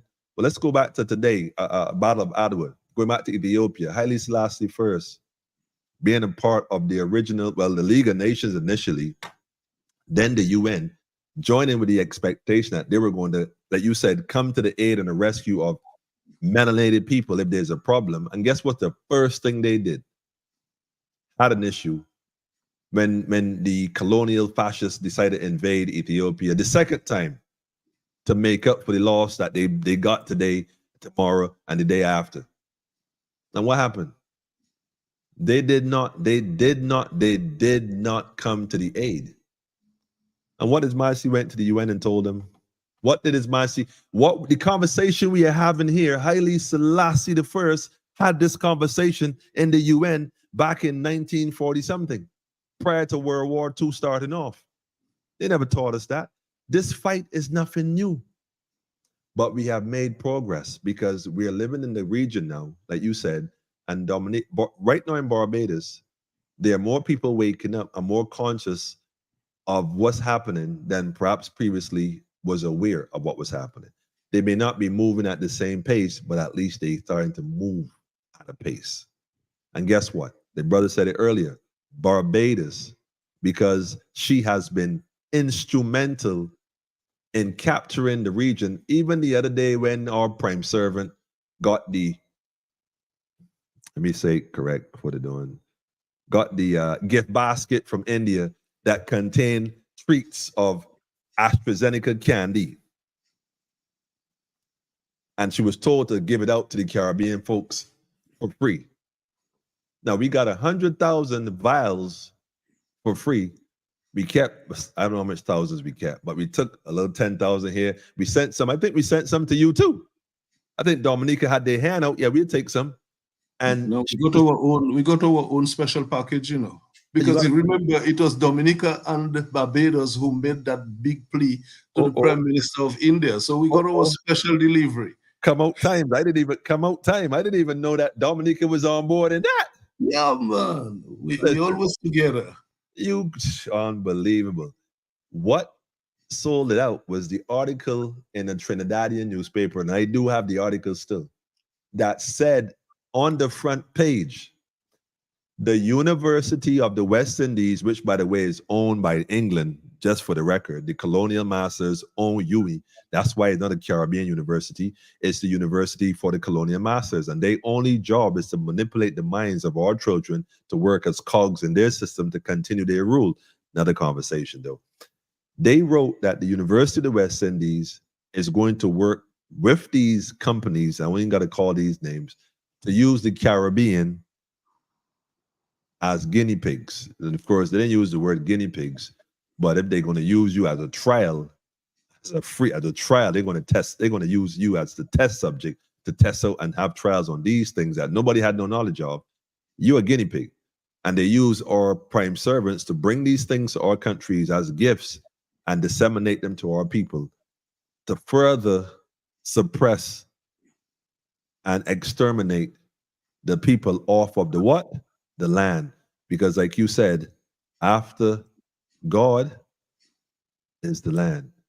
Permit me to help you to add that very curiosity that the Prime Minister of Dominica wrote a very interesting love letter to the Prime Minister of India, begging and asking to give us a few of his special goodies that the British had used their laboratories in India to develop. And he was saying that because we don't have money and all our people are going to die, and so give us some. And he wrote that letter. So that, what you are saying that came from the University of the West Indies was all how these people orchestrated, present to the people of Dominica that this gentleman was so much in our favor, asking and begging to give us this thing that, I mean, has created so much problem in this world, but we felt that it was the savior at the time because everybody didn't understand what was going on. But a letter was written from the Prime Minister of Dominica to the Prime Minister of India. And that is when we realized that Dominica and Barbados were together, working together to build to this thing. And what was prepared and presented in the newspaper by CARICOM, by UWI, was saying, because the Barbados Prime Minister had a press conference and she said, my partner in Dominica and I. Oh, man. But nobody read that. Nobody read that. We love Mia Motley so much because she took Ross University from us and we can't do anything about it. Listen, that was like I said, we Dominica. I know there's certain people from Barbados that were ran out of Dominica. A certain Peter, I won't call the pan name, was ran out of Dominica, for those who might know. And, you know, for obvious reasons, for disturbing, and anyhow, that's not this program tonight. That's a different topic altogether. But okay. Barbados has always had, and in no way Barbados has to be connected to Dominica. And again, the nobility, I'm going to go there, man. I'm going to have to go there. And a lot of folks ain't going to like what I'm about to say either, Elder. With your permission, I'm going to say it, though. We got to realize that although the colonial masters finance a lot of the enslavement and the torture of our own people, a lot of it was done at the hands of our own people who took the money. Families who took the money from back then, what we considered black nobility. We use that word very loosely, you know, black nobility. Yes, somebody, even Prince Hall, yeah, he said it. You know, brothers and sisters that might be ordered certain umbrellas that had a different agenda. Because not all skin folk is kinfolk. And we got to be honest about that. Man, we live in the Caribbean. Most Caribbean peoples, unlike Obama and America, we've had black prime ministers for God knows how long. And none of them have done right for the people, which is interesting enough. You would think that, can you imagine me being the prime minister of Barbados for 7 days? I can't say 1 day because there's so much to be done. I probably wouldn't be able to accomplish it in 1 day. But 1 week in Barbados as prime minister. Look, as a test run. 1 week, like, Elder, what you feel? I can tell you right now the change that would unfold. And I understand economics, how there's a system that balances itself. So you just can't yank the legs. It's like playing, what's that game where you stack these, like I saw it in St. Vincent at my brethren's place. There, like little squares, little cubes, and all a big tower. And you got to kind of pull out these little pegs one by one and not cause the whole thing to topple over. I don't recall the name of the game, but it's a game where you got to pull them out strategically. There's some things that you would think that a black minister would do strategically to empower the people who have been oppressed for centuries, not because he's being biased, because it's the right thing to do. And anybody who has an issue with that will be telling you that they prefer things to be the way it was. In which case, you know what to do with them. Why is it that we, Elder, and because you've worked within the framework of the system, why is it you feel that none of the Caribbean leaders were ever able to empower the people in any one of the islands who have been the most oppressed in any of the islands? Why is that? Well, you know, maybe it's worse today than it used to be in the 60s, because there was a big movement starting from 1960, maybe before, for national liberation, to end colonialism, for independence. Now that everybody is independent, the leaders that we have today are so occupied with their own little territory that they control. They don't seek to work together. They don't want to relinquish the privileges that they have, the travel, the diplomacy of going to the United Nations and make speeches. You know, they come back home and always being adored, because there are people who feel that if you genuflect and you bow and so on to these people, that this is the way that you will get favor from them. So we have a very difficult time that the people who are putting themselves in politics today, I mean, are not interested in the people. They are interested in themselves, and they cannot get enough of what is available. And since they cannot get enough, they will try to take as much as possible from the people who needs it for them to get to the self. And that kind of greed and that kind of selfishness and so on is what is crippling our societies. And we think that maybe we need to work better together. You know, everybody, we have to set up cells, because, you know, the world that we are facing today, we spoke a little while ago about the World Economic Forum and the World Health Organization and organizations like UNESCO. These people are so busy trying to see how they can change life for us in terms of food. If you look at the television screens today, you will see protests going on all over Europe, That's right. the Netherlands, France, and so on, because these people are bent on ensuring that agriculture no longer exists as we know it. The production of food that we know, that you use your plants and you use the soil and you use your fertilizer, your compost, and so on. They are going to change that. The World Economic Forum is telling us that it is better for us to eat bugs than to eat any meat from any animals. And Bill Gates is telling us that he will produce all the meats that we want from factories.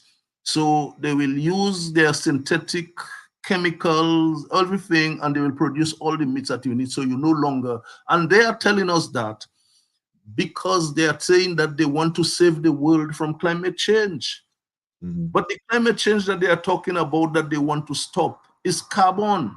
The carbon that is what is our melanated skin, the carbon that we have in our brains that when it rubs with the copper that forms the electricity that makes us have movement and so on.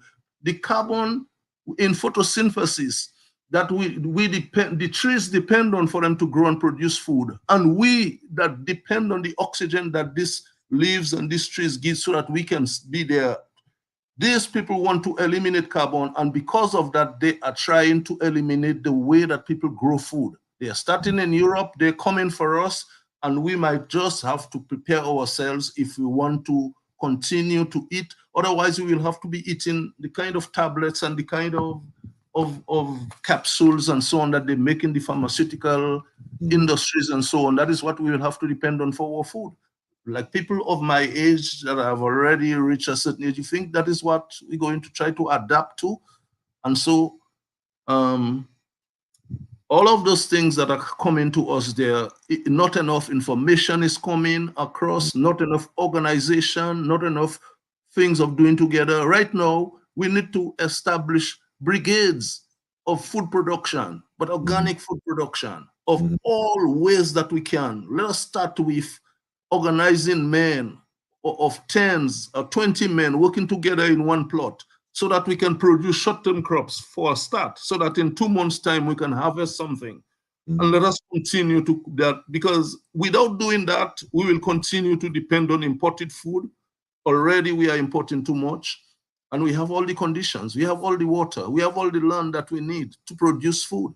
We have the sunlight. We do not have bad conditions like snow and those kind of things, and yet still we are dependent on people to send food for us. We will find ourselves in a lot of trouble if we don't start to produce our own food now.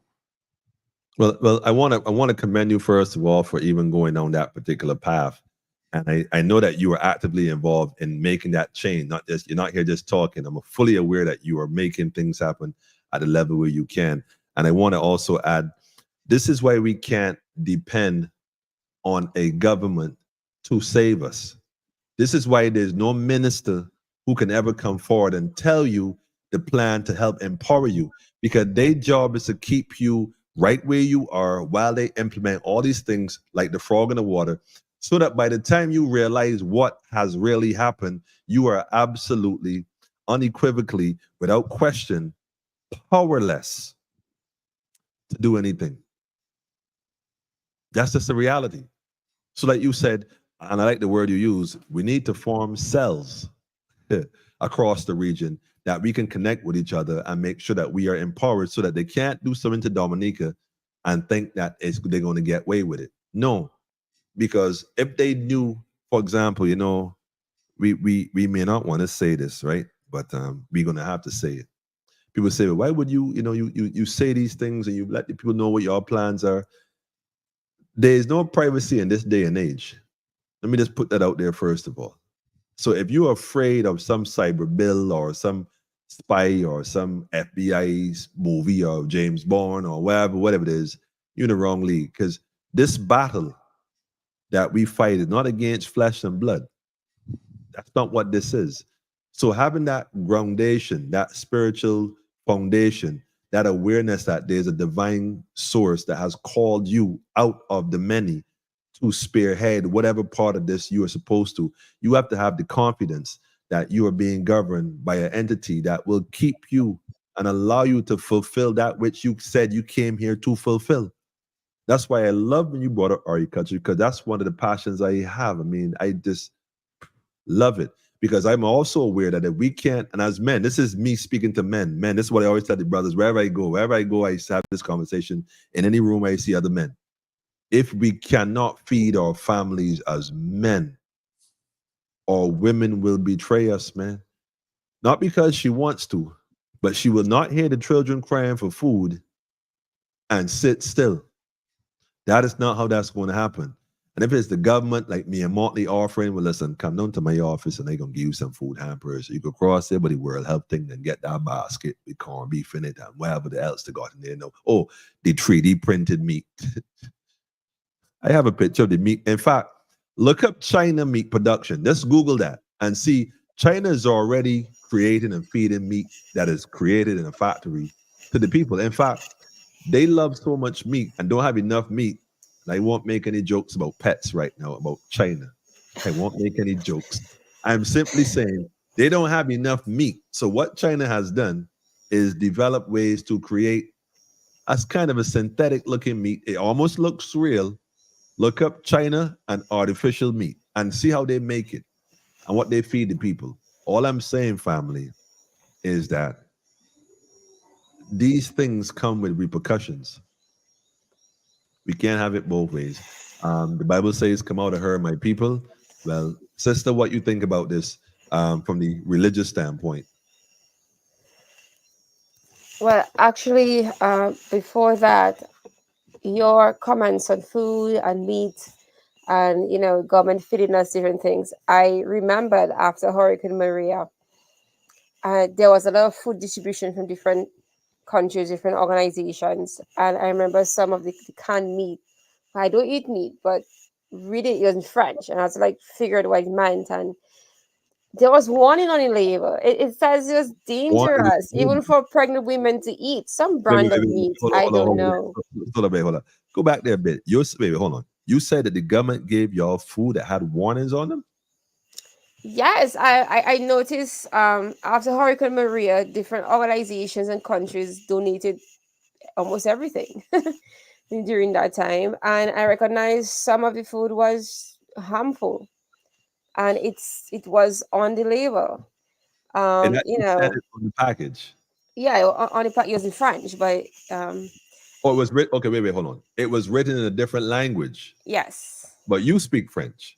No, but curious, you try to figure it out on your own, and I realized it was toxic. And it says if you're pregnant to be careful not to eat it. I mean, it must have a reason. If you're pregnant, just be careful. We're giving you a heads up. And they have all this packaged food. Most of us are accustomed to that. So we have a nice fresh food. Okay, maybe nuts and dry fruit. That would be better than canned meat. And then that is why we have to prepare ourselves for storms and so on, because we prone to that, most of the islands. So where are our food banks, our seed banks, our storage? Be prepared in little blocks and communities. Our water, whatever process we use. So if it happens again, then we're in a better position. Like we would be prepared actually for it. Know what type of people in communities, type of medicines you need, the type of medical care, food, water. I mean, these are the main things for us in those days. I think you hit the nail on the head. I think, in fact, I know there's sisters here in Barbados. I know there's sisters in St. Vincent, and I know that, and definitely in Trinidad for sure. I can speak to that, who are working diligently on making sure that they can secure what they can, organize how they can, and educate, which is the most fundamental thing we can do in this day right now, is to educate, or rather inform our people. Let me not use the word educate, but rather inform our people to become informative about the times we're living in. And my plight the other night on my program, I talked with the Christians, like when they read the Bible, like they read the Bible for comfort. So they don't read the parts that are uncomfortable, like Revelation 13, and I'm not trying to be religious here. I'm simply saying it to say that even if you say that you believe in this book and you believe in the stories of that book, you didn't read the part that tells you that there's something coming. I'm just out of curiosity. Don't look at me as I'm not a Christian.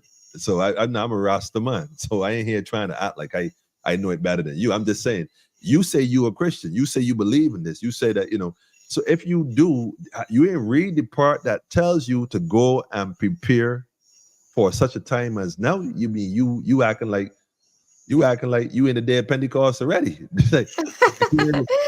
It's crazy because we always say we are blessed as an island.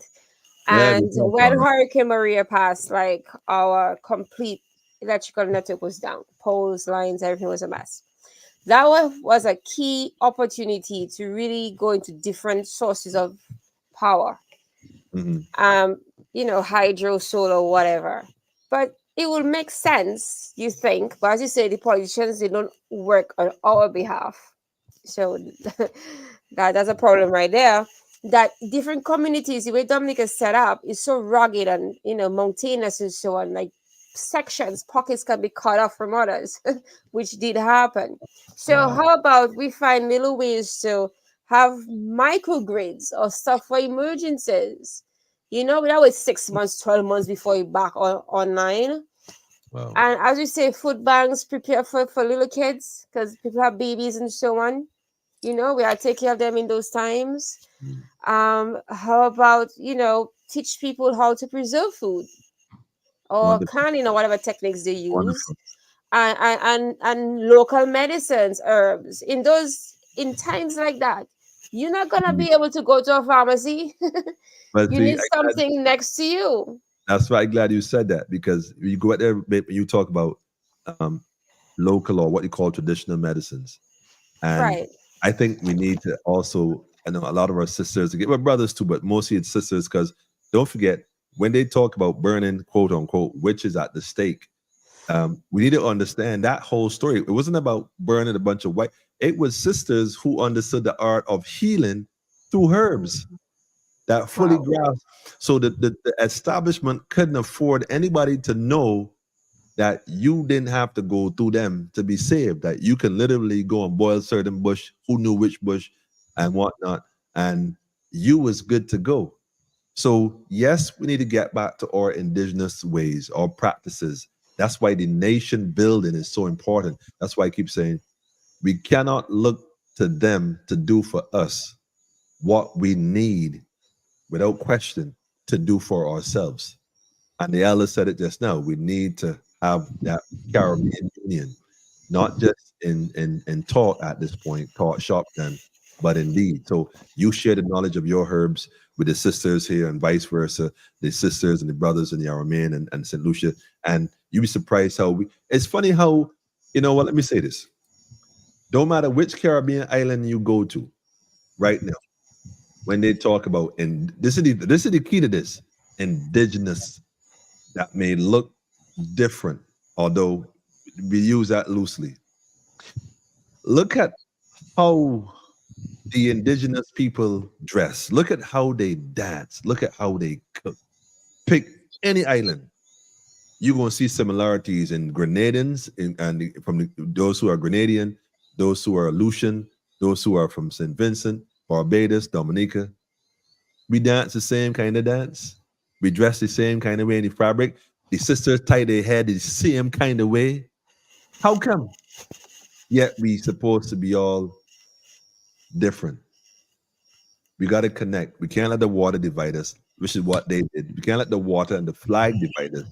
We got to let the water unite us. And in fact, using the water to unite us is important because Oshun, the ocean.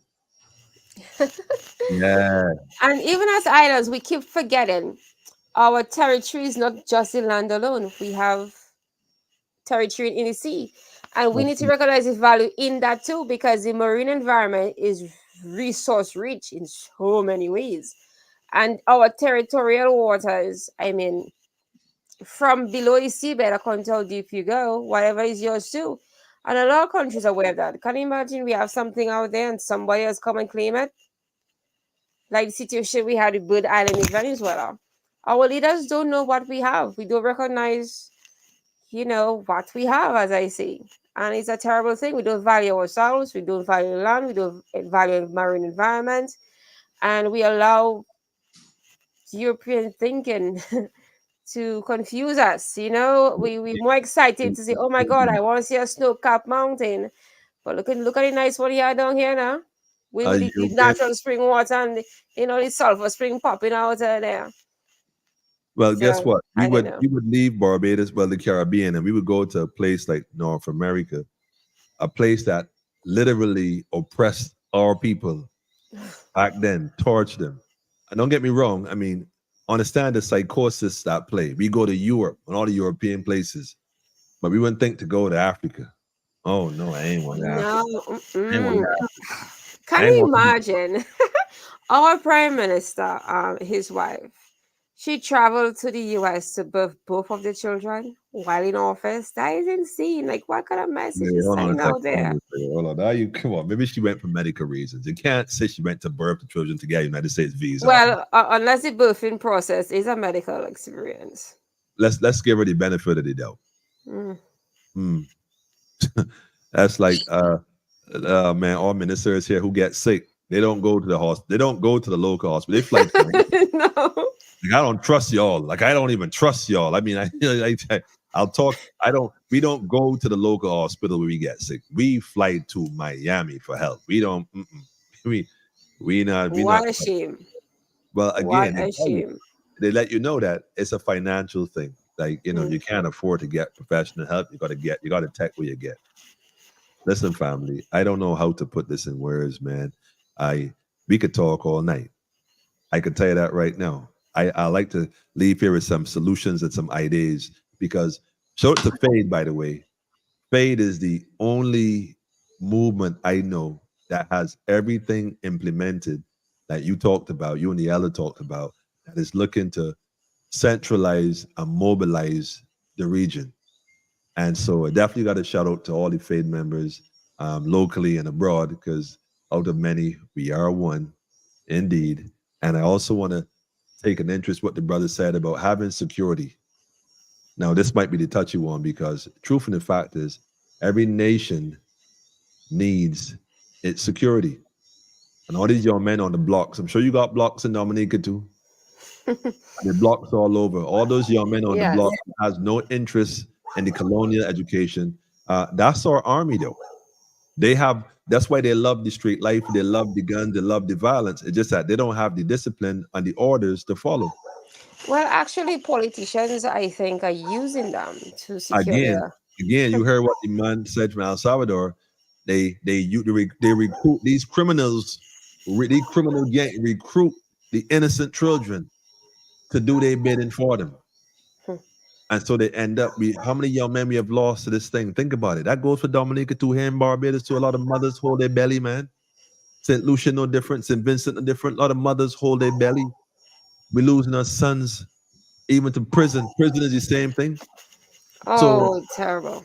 Come on. So what I'm saying is that we, the people, the nation, in building and restoring, have to look at all these aspects, how we're going to save our people. Because in reality, and I'm saying it again without question, there is no opposition from within the criminal syndicate that will save the people. It cannot, has not, and will never happen. Never.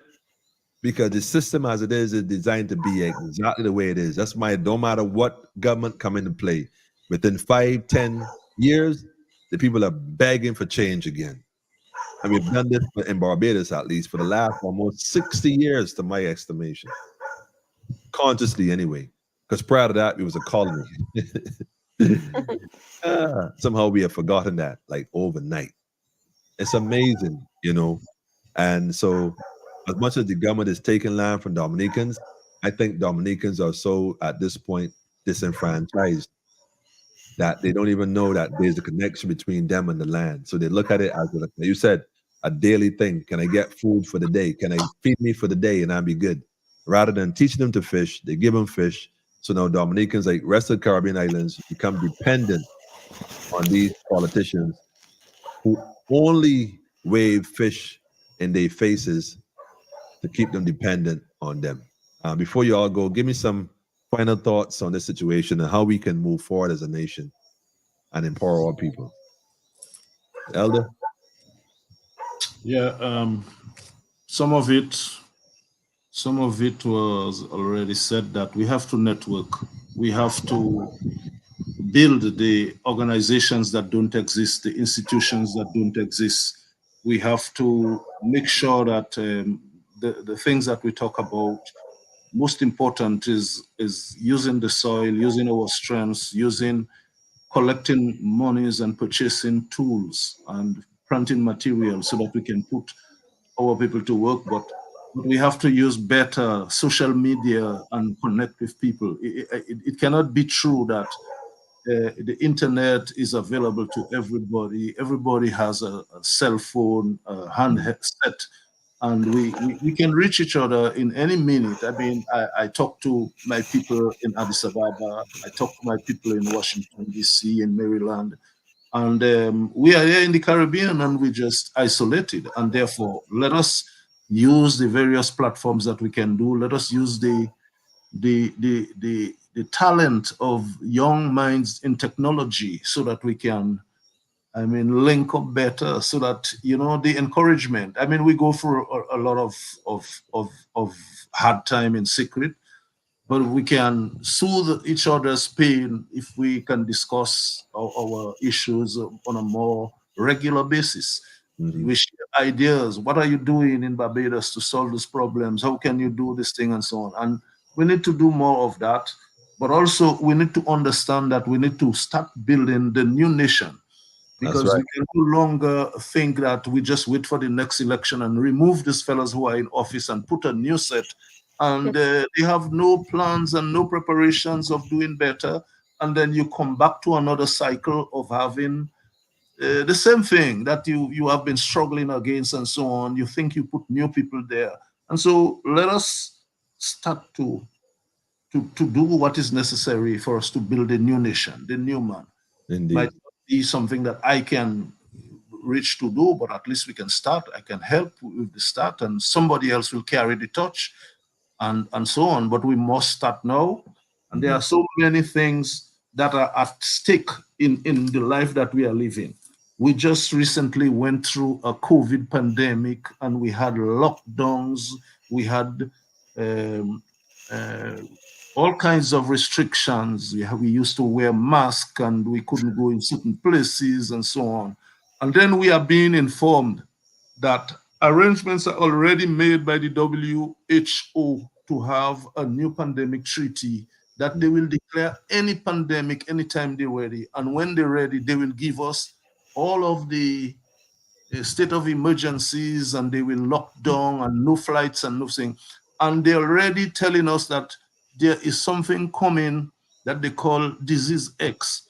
And they're already preparing themselves for a new vaccine for that disease X. We just have to warn our people, be careful about vaccine, based upon our experience with what happened under COVID-19. Forget about anybody that promised you any kind of vaccine that is going to cure you of anything, because that is how they're going to kill our people. Be careful about providing yourself as a voluntary participant in a slaughterhouse to get rid of you, because that is, as our people, we need to learn, we need to teach our people, we need to be bolder. Because, you know, in Dominica, I was so very impressed about the people in Barbados who marched against this kind of things in Barbados. But, you know, there was only one march in Dominica which I participated in, and we were just about 6 of us, you know, who went to that thing.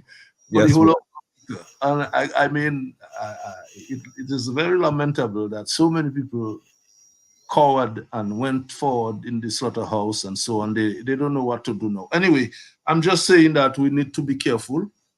We don't need to let ourselves be fooled anymore. Those of us who have survived this thing, there's nothing to boast about not having taken any vaccine, because it's your own people, your brother, your sister, your auntie, all of your people who have taken it. When Serious. things start to get wrong, it is your heart that is broken. And Serious. therefore, we just want to tell people, do not, because they've tried, they experimented, they feel that they've conquered, they're coming with new things. Watch out for them. I think I very much want to appreciate and thank you, Brother Emmanuel Guerrilla, for once again bringing me on. You know, I'm not telling you we can do that more often. I'm telling you, you can get other people, you know, to do that, but we need to be discussing more about our business and how we fix things. Thank you very much. Well, I got to thank you also for sharing your wisdom with us. You have always been a wise man, always been a wise man. And so having the experience firsthand in Dominica through the, I guess, different channels that you would have worked in, you know, prior to where you are now, you know, is amazing because you are one individual that worked with the government. Like how we have a gentleman here that recently crossed the floor, a minister who was in the ruling party and crossed the floor, but then party sided with the other previous administration who pretty much got out by 30 love twice. The difference here would be that you speak from a conscious perspective for the people at this point, having left the government. And so I look for that in people. One of the first things I look for when they speak. So when he did an interview here and he was on the Marcia Week show and he spoke, my thing is, and I paid attention because, you know, I want to hear not just what you say to the people, but how you say what you say when you said it. And I mean, to anybody who has a conscious mind, who is of this life, knowing what is going on, you can't hide certain things, you know. I told someone the thief is never smarter than the priest. Never smarter than the priest. So no matter what the thief does or say, the priest is always aware because we see it from afar, man. We see their quickest thoughts in slow motion. You know, that's how we know that again, there is no opposing government. The plantocracy is one. They give us the illusion that they're opposing each other, but they never oppose each other. It's just an illusion. They make us feel comfortable with this illusion. It is control chaos because in the final analysis of things, and sister, you can speak to it in a minute, in the final analysis of things, even within the system, the level of corruption goes so high and so low and so left and so right that you're surrounded by it.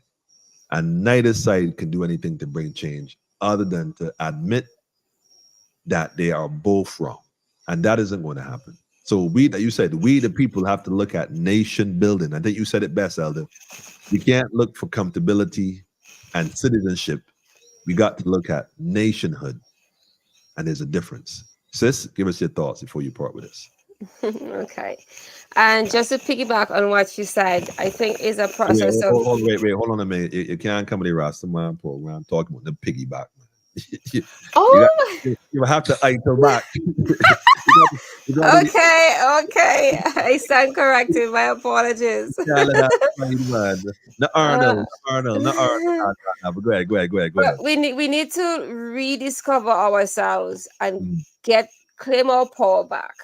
For example, in Dominica, we claim to be independent. We say we are a republic, yet we refer to ourselves as the Commonwealth of Dominica. Our constitution was handed down to us, but we never rewrote it or created something that was our own.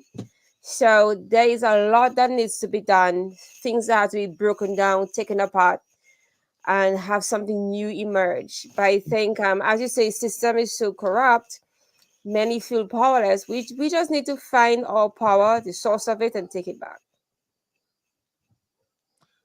How do you suppose? And take it back in different ways. For example, I noticed Mr. Bishop shared a thought about food and agriculture. You know, that's a good way to start because when we feed ourselves, that's a great way to empower oneself. Especially most of our deaths are non-communicable diseases. So, I mean, that's a big thing. No more cancer walks and, hypertension, diabetes, when everybody can watch what they eat and have a better lifestyle. I mean, the way you think, the way you feel would be different. from that one change alone, and we take it from there. I like it. The food. A healthy body is a healthy mind, and a healthy mind is a healthy nation. Yes, because my high school, I think our motto was "Mens sana in corpore sano," if I remember it properly. A sound mind in a healthy body. Wow. It is what we have. I mean, it's been a minute since I went to church, a very long time. But if I remember Sunday school, there was something when he said, "I did not give you a spirit of fear, but of love, power, and a sound mind." Wow. Love, power, and a sound mind. I love that. I in fact, look, people always ask me, why I do this. And my thing is love of people, love a nation, and when I travel in the region and I meet total strangers and connect in one is like, man, we really in this together. And I told someone, we are not. People always say black people ain't gonna come together and this kind of thing. And I'm thinking to myself, that's not true, because Right. we really are already together on a conscious level. We just don't even realize it. That the spiritual connection from within, that sound mind that you spoke on, that sound mind is the mind of God. We connect with that. It's how we become one. You see a school of fish in the ocean that is swimming, and all of a sudden, the whole school of fish bank left, or they bank right, or they do something as one. You wonder how they do that. They text each other. Okay, guys, we're gonna make a left in 3, 2, 1. No. It is the oneness. It's the oneness, being in one accord, being in one mind. And I think that's a beautiful place to be. Like you said, it starts with self. It starts with self, within self. And then from there, we go beyond that. Elder, you want to share a thought? Yeah, please. I wanted to say good evening to quite some people in Barbados, because I was engaged this month that just finished February, because February is Black History Month. Perhaps this year, more than any other, I was engaged in so many radio discussions and so on. And I had an occasion of calling out our friends in Barbados, because I follow quite a number of platforms in Barbados. And I mentioned your name and your program, Politically Incorrect. I mentioned Marcia Weeks and her program. I mentioned people like Fred Corbin, Bongo Lights, fellas like Philip Springer. Yes. And I just wanted to say good night to all of these people, because I try my best for me to follow what's going on in Barbados, because had it not been what I was following in Barbados, maybe I would fall in the same trap of not knowing and being ignorant. And when that situation came by, with the pandemic that they just tricked us with there, I think my following of the platforms in Barbados assisted me. I remember that day when Fred Corbins went to this town hall meeting and just took the meeting in a way that they were begging him to stop and let them continue and so on. But that for me, I pay attention to what's happening in Barbados. We are too close. We are too close in everything. I don't know if you remember the first time I came there, I mentioned to you that when we had problems with government in 1979, when the government of Dominica fell, together with the government of Nicaragua, the government of Grenada, the government, the Shah of Iran, our government of Dominica fell because they were having some links with some nefarious characters in Barbados. And Man. so we are always there together, and we need to just work maybe better together and solve our problems. Indeed. I haven't heard much from Fred in a while. People always ask me why I've never had Fred on this program. I remember that night actually at the Combermere School. That's the school it was at when he was there. And it's funny because, yeah, I remember that night. I remember that night very well. We were actually there that night as well. And the truth and the fact is, they allowed Fred to speak, but they definitely shut me down, and they also shut Lumumba down. They refused to let us speak. In fact, the police kind of almost short, but escorted us almost out the building. And I know that they're afraid of certain individuals here because of how they speak and what they speak. But I also know that they let some individuals speak for some reasons. But, you know, what we will do as a people is continue to move forward, regardless of what cyber bill, what new act they try to impose on the people. I'm not involved in the play, so the acts don't apply. I keep telling people those that has no jurisdiction over me whatsoever. You know, I told people I'm functioning like the United States Embassy or the British High Commission or whatever it is. Nah, we under a whole different set of rules, man. So I don't acknowledge your authority. I can't acknowledge a man's authority above my divine authority. Like, who does that? You know, so I can't acquiesce to that. So I'm going to encourage my brothers and sisters in Dominica and across the Antilles and across the wider Caribbean, Haiti and Jamaica and all the islands. You know, we need to continue doing the works, because here we are now having this conversation, and there was a time back when we couldn't even have conversations. So, like you said, we have to utilize the technology, we have to utilize the information, and find ways to implement it in a way that it will help us to grow and develop. Because I told someone, if all of what was going on wasn't going on, we wouldn't be doing what we're doing. So we know for sure it is our divine right and divine plan that we be right where we are at this point. So continue to push forward. Have faith, sis. Continue to have faith despite how dismal it might look. Know that even in the last hour, Samson, in his wisdom, was rising up to ask for the strength he was originally given to complete his mission. The aim is to complete the works we're here to do, all of us, whatever that might be, because in time to come, we will see the fullness of our works, you know. And I want to thank you both. I mean, it's an honor to have you both, especially the elder too, because I know you old veteran, man. Shout out to Bishai. Shout out to Bishai. I'm telling you, and in reality, man, we've been putting in work in the region, in the Caribbean. I mean, we could speak about it now while we're here. We've been putting in work in the region. A lot of folks don't know, but this nation is on the rise. I want to tell you that today it's on the rise. And Ella, if I'm not correct, correct me. And that's the bottom line, man. So shout out to Bishai. All the brothers and sisters. Shout out to Bishai. For sure. We're gonna get Bishai on here on Monday. We're gonna see. In fact, I won't say it now unless he's busy Monday. You know, we got to get an update from our local. Bishai is the man. Monday is our first day of do nothing. Don't forget. Well, that's why we're gonna be home to watch Politically Incorrect. Right. One, thank you both again. Really, you know, love, man. One Caribbean is what we're dealing with. You know what I'm saying, is one nation under God. That's what we're dealing with. And I don't know about nobody else, but no flag or no cooperation can divide us. You know, we're united by the water. The water is the whole instrument. The Bible says the beginning was, you know, earth without form or void, and water was across the face of the earth, and God walked, the Spirit moved across the water, allow the Spirit to move across the water and reunite us all. Yes? Yes. Thank you.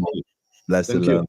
Bishai said, never busy when the family program calls.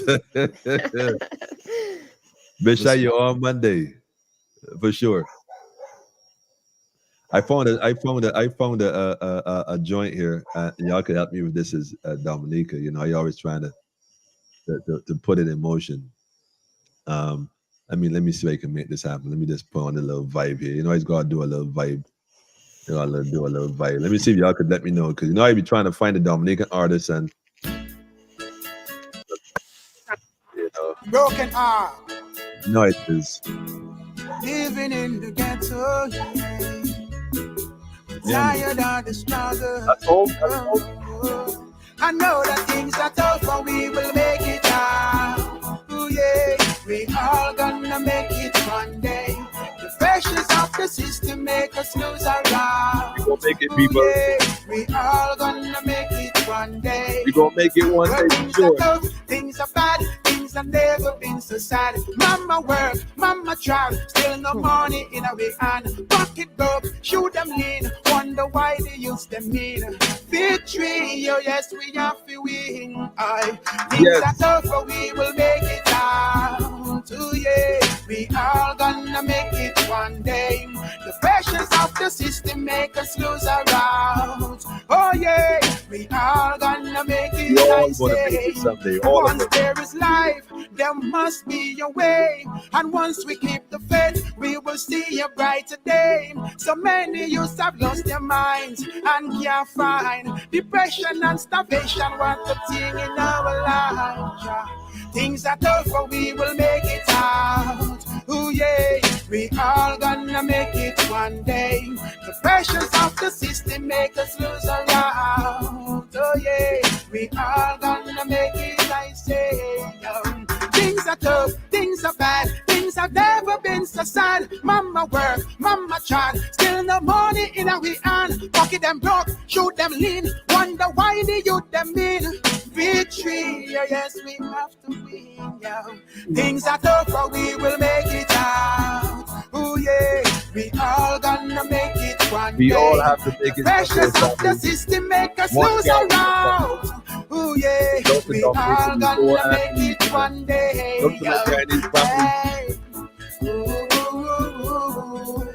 All the faith and the young courage. The real West.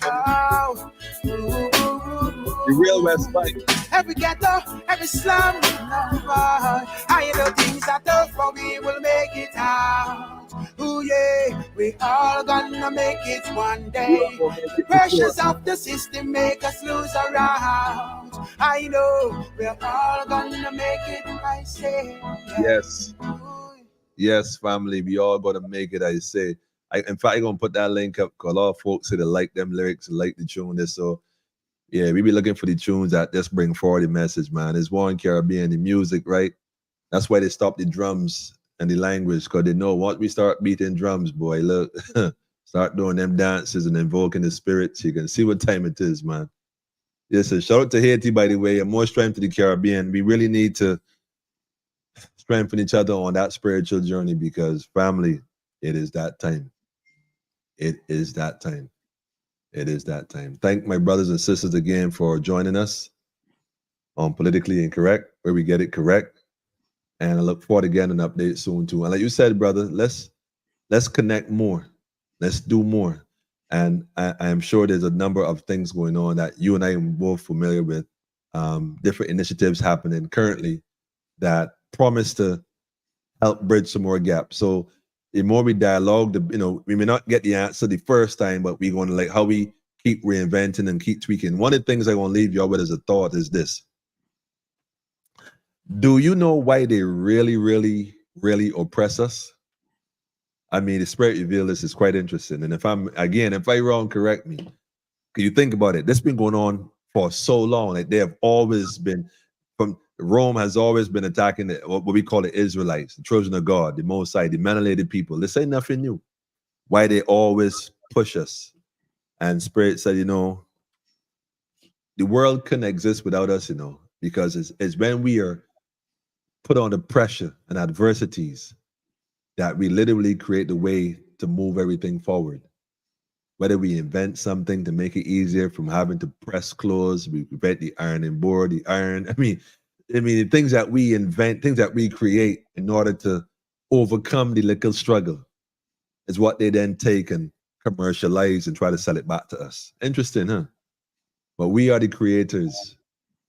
And that is the only reason why they force us to create for them. Rather than create for ourselves, we exchange our creative energy for what they call a salary that, like you said, a lot of people are afraid to lose. When in reality, we are the creators.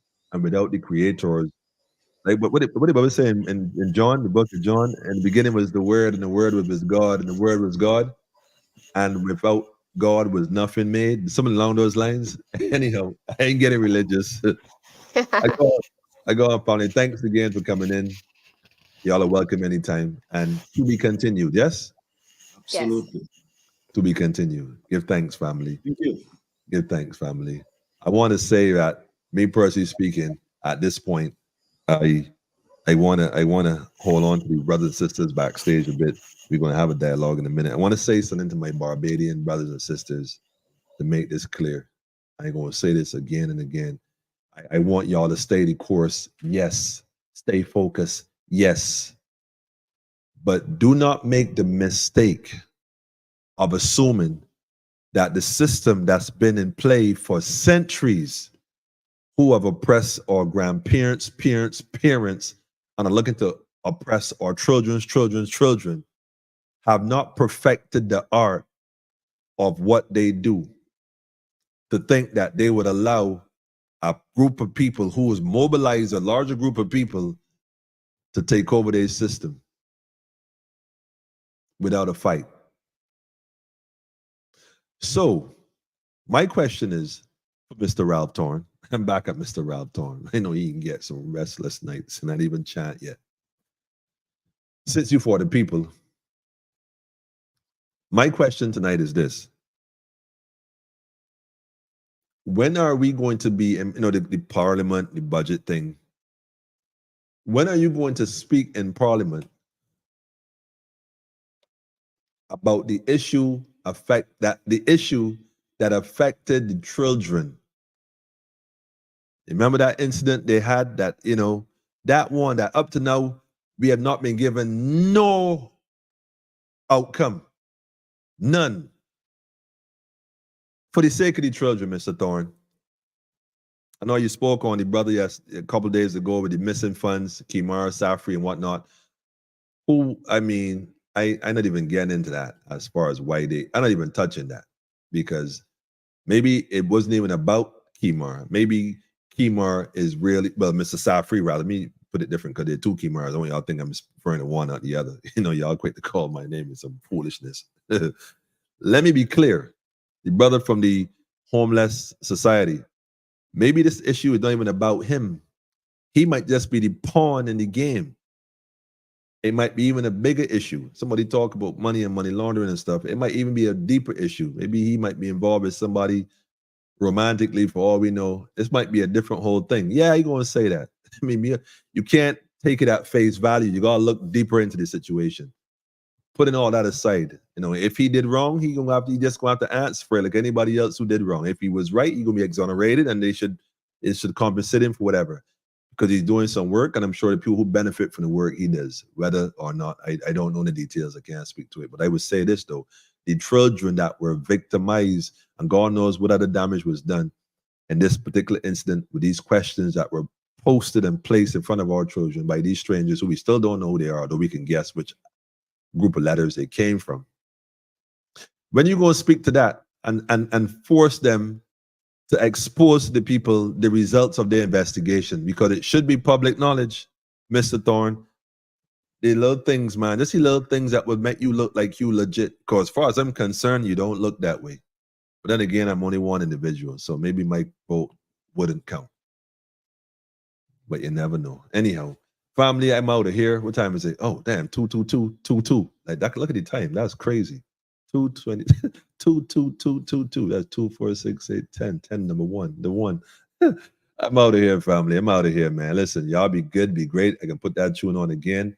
Haile Selassie first, Empress Reserve Menin, one perfect balance, family. See us on Monday. Elder Bishai in the building. And we're going to discuss food and food security. You know how we always deal with the food, so you can bet that. So tell a friend to tell a friend. Make sure you like, subscribe to the page. In fact, I back up and running, man. Do you got to do. Tell a friend to tell a friend. And by the way, shout out to the YouTube fam, because YouTube and Facebook are two different realities, completely different. Shout out to the whole YouTube family. Y'all just different. I don't know if it's a mature thing, a young people thing. I ain't really sure yet what's going on, but give thanks for y'all, man. Give thanks to all of y'all, really all of y'all. A different reality. Thanks for being committed to the incorrectness of being politically incorrect. So y'all have a wonderful night and enjoy your weekend. Like the brother said, spend time with your family. Start putting together little kits and things. Make sure you got your documents. Start thinking about survival beyond politics, because we don't need politicians to survive. They need us. Just remember that, all right? Let me just throw this tune on again. Pull this from the top, man. Pull this from the top, man. From the top. Separation. Y'all gonna make it. Broken heart.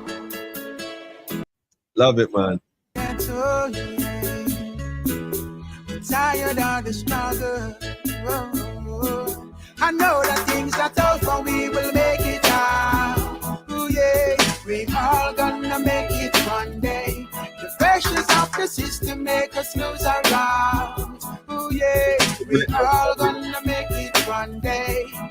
But things are tough, things are bad, things have never been so sad. Mama work, mama try, still no money in our hand. Pocket broke, shoot them lean, wonder why they use them mean. Victory, oh yes, we have to win. Things are tough, but we will make it out. We have to win, family. We all gonna make it one day. We all gonna make it one Pressures day. of the system make us lose our route. Serious. Oh yeah, we all gonna make it, I say. Once there is life, there must be a way. And once we keep the faith, we will see a brighter day. So many youths have lost their minds and can't find depression and starvation. What a thing in our lives. Tell a friend and tell a friend, family. Things are tough, but we will make it out. Oh yeah, we all gonna make it one day. The pressures of the system make us lose our route. The Battle of Ottawa, family. Yeah, we all gonna make Go do it. some research on that. The Battle of Ottawa. Things are tough, things are bad, things have never been so sad. Mama work, mama child, still no money in our hand. Pocket them broke, shoot them lean, wonder why the youth them mean. Victory, yeah, yes, we have to win. Yeah. Jesus. Things are tough, but we will make it out. Oh yeah, we all gonna make it one day. The pressures of the system make us lose our route. Oh yeah, we all gonna make it one day. Yo, hey. Ooh. All the faith and the of good courage. Yeah. Every ghetto, every slum, number. I know things are tough, but we will make it out. Oh yeah, we all gonna make it one day. The pressures of the system make us lose our route. I know we're all gonna make it, I say. Yeah. Yes, family. I tell you, man. I like the message, though. I like the message, man. It's a one love thing. It's sweet for truth, daffodil. It's sweet for truth. I'm gonna give you this post real quick here and put it in the comments. Actually, just gonna drop it in the comments. In fact, wait a minute. I was gonna post this from online, but instead of that, I'm gonna change. The Spirit said, "No, don't do it that way. Don't do it that way. I can do something different. I'm gonna do something different. I believe this, though. Yes, I'm gonna do it. I'm going to copy this link right here, and I'm going to post this link in the comments right now. You can go and check it out. I suppose you can click on it. That link is actually a link. In fact, let me share the screen. Let me share the screen so you can see it directly. Share this one instead. Present. There you go. Share screen. This one. Yeah. Right here. Let me just add this. This one here, family. This screen right here. Yes, this is my personal page, Emmanuel Barillia. You can see this. The post is from 2014. The Battle of Ottawa, Africa's Victory in the Age of Empire. Yes, this is actually on my page. It's a long read, but it's a beautiful story. And today is Africa's Victory Day. You know, like, let me celebrate this. This is back in 1896. You know, this is serious times, family. So I want y'all to really go check this out and realize that this is nothing new. And while they were in the West looking to colonize and oppress people, our brothers and sisters in the East was also fighting against them.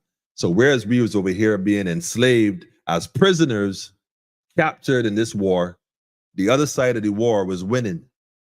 So we need to put it in perspective. The empire was winning on the other side, while this side was having a challenge. So we were enslaved mostly on one side, while the other side got a victory. So let's do the studies on this, family, and look into it. Let your children read this story. It's a beautiful story. They didn't talk making movies. This is a movie we need to make, because we can't let them make it, because they might turn this into some love movie, a one love movie, or something along them lines. I don't know what just happened there, boy. But woo, she said cold bumps, man. Yeah, go study this. Teach this to your children. Teach this to your children. Let them know. So go check this link out. It's a beautiful story, and you can do some more research on it as well. Battle of Adwa, or some folks call it Adawa. Yeah, go check it out, family. I had to plug this today. March 1st. In fact, in all the countries, all melanated people should be set today, tomorrow, and this should be a holiday, man. A festival. You know, you got the Jewish festivals, everything is shut down and stuff. So these cats play us, man. We got to create our own. We can't wait for the government to give us no national holidays. Only the nationals can create national holidays. So I'm going to decree that today is, well, the first gone already. So, all right, so the first gone. But the second and the third national holidays, straight up. Go do the research, family. Beautiful story, man. Beautiful story. Anyhow, I'm out of here.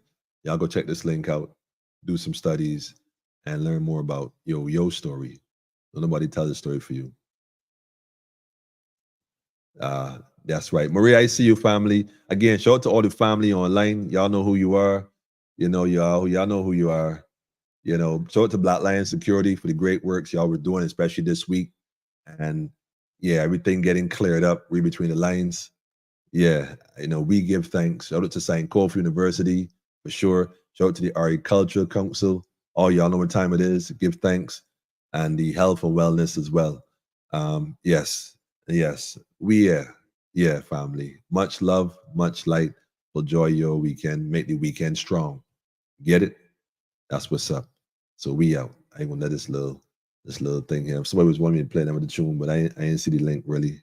I didn't say it, but I'm gonna play one for you real quick, man. Real quick before we go. If I can find it. Let me see. Yeah, and we out. Greetings, family. This is Indra, and you are watching Politically Incorrect. Full joy, family. We out. Politically incorrect, yeah. Politically incorrect. Real news for the people in real time. Politically incorrect.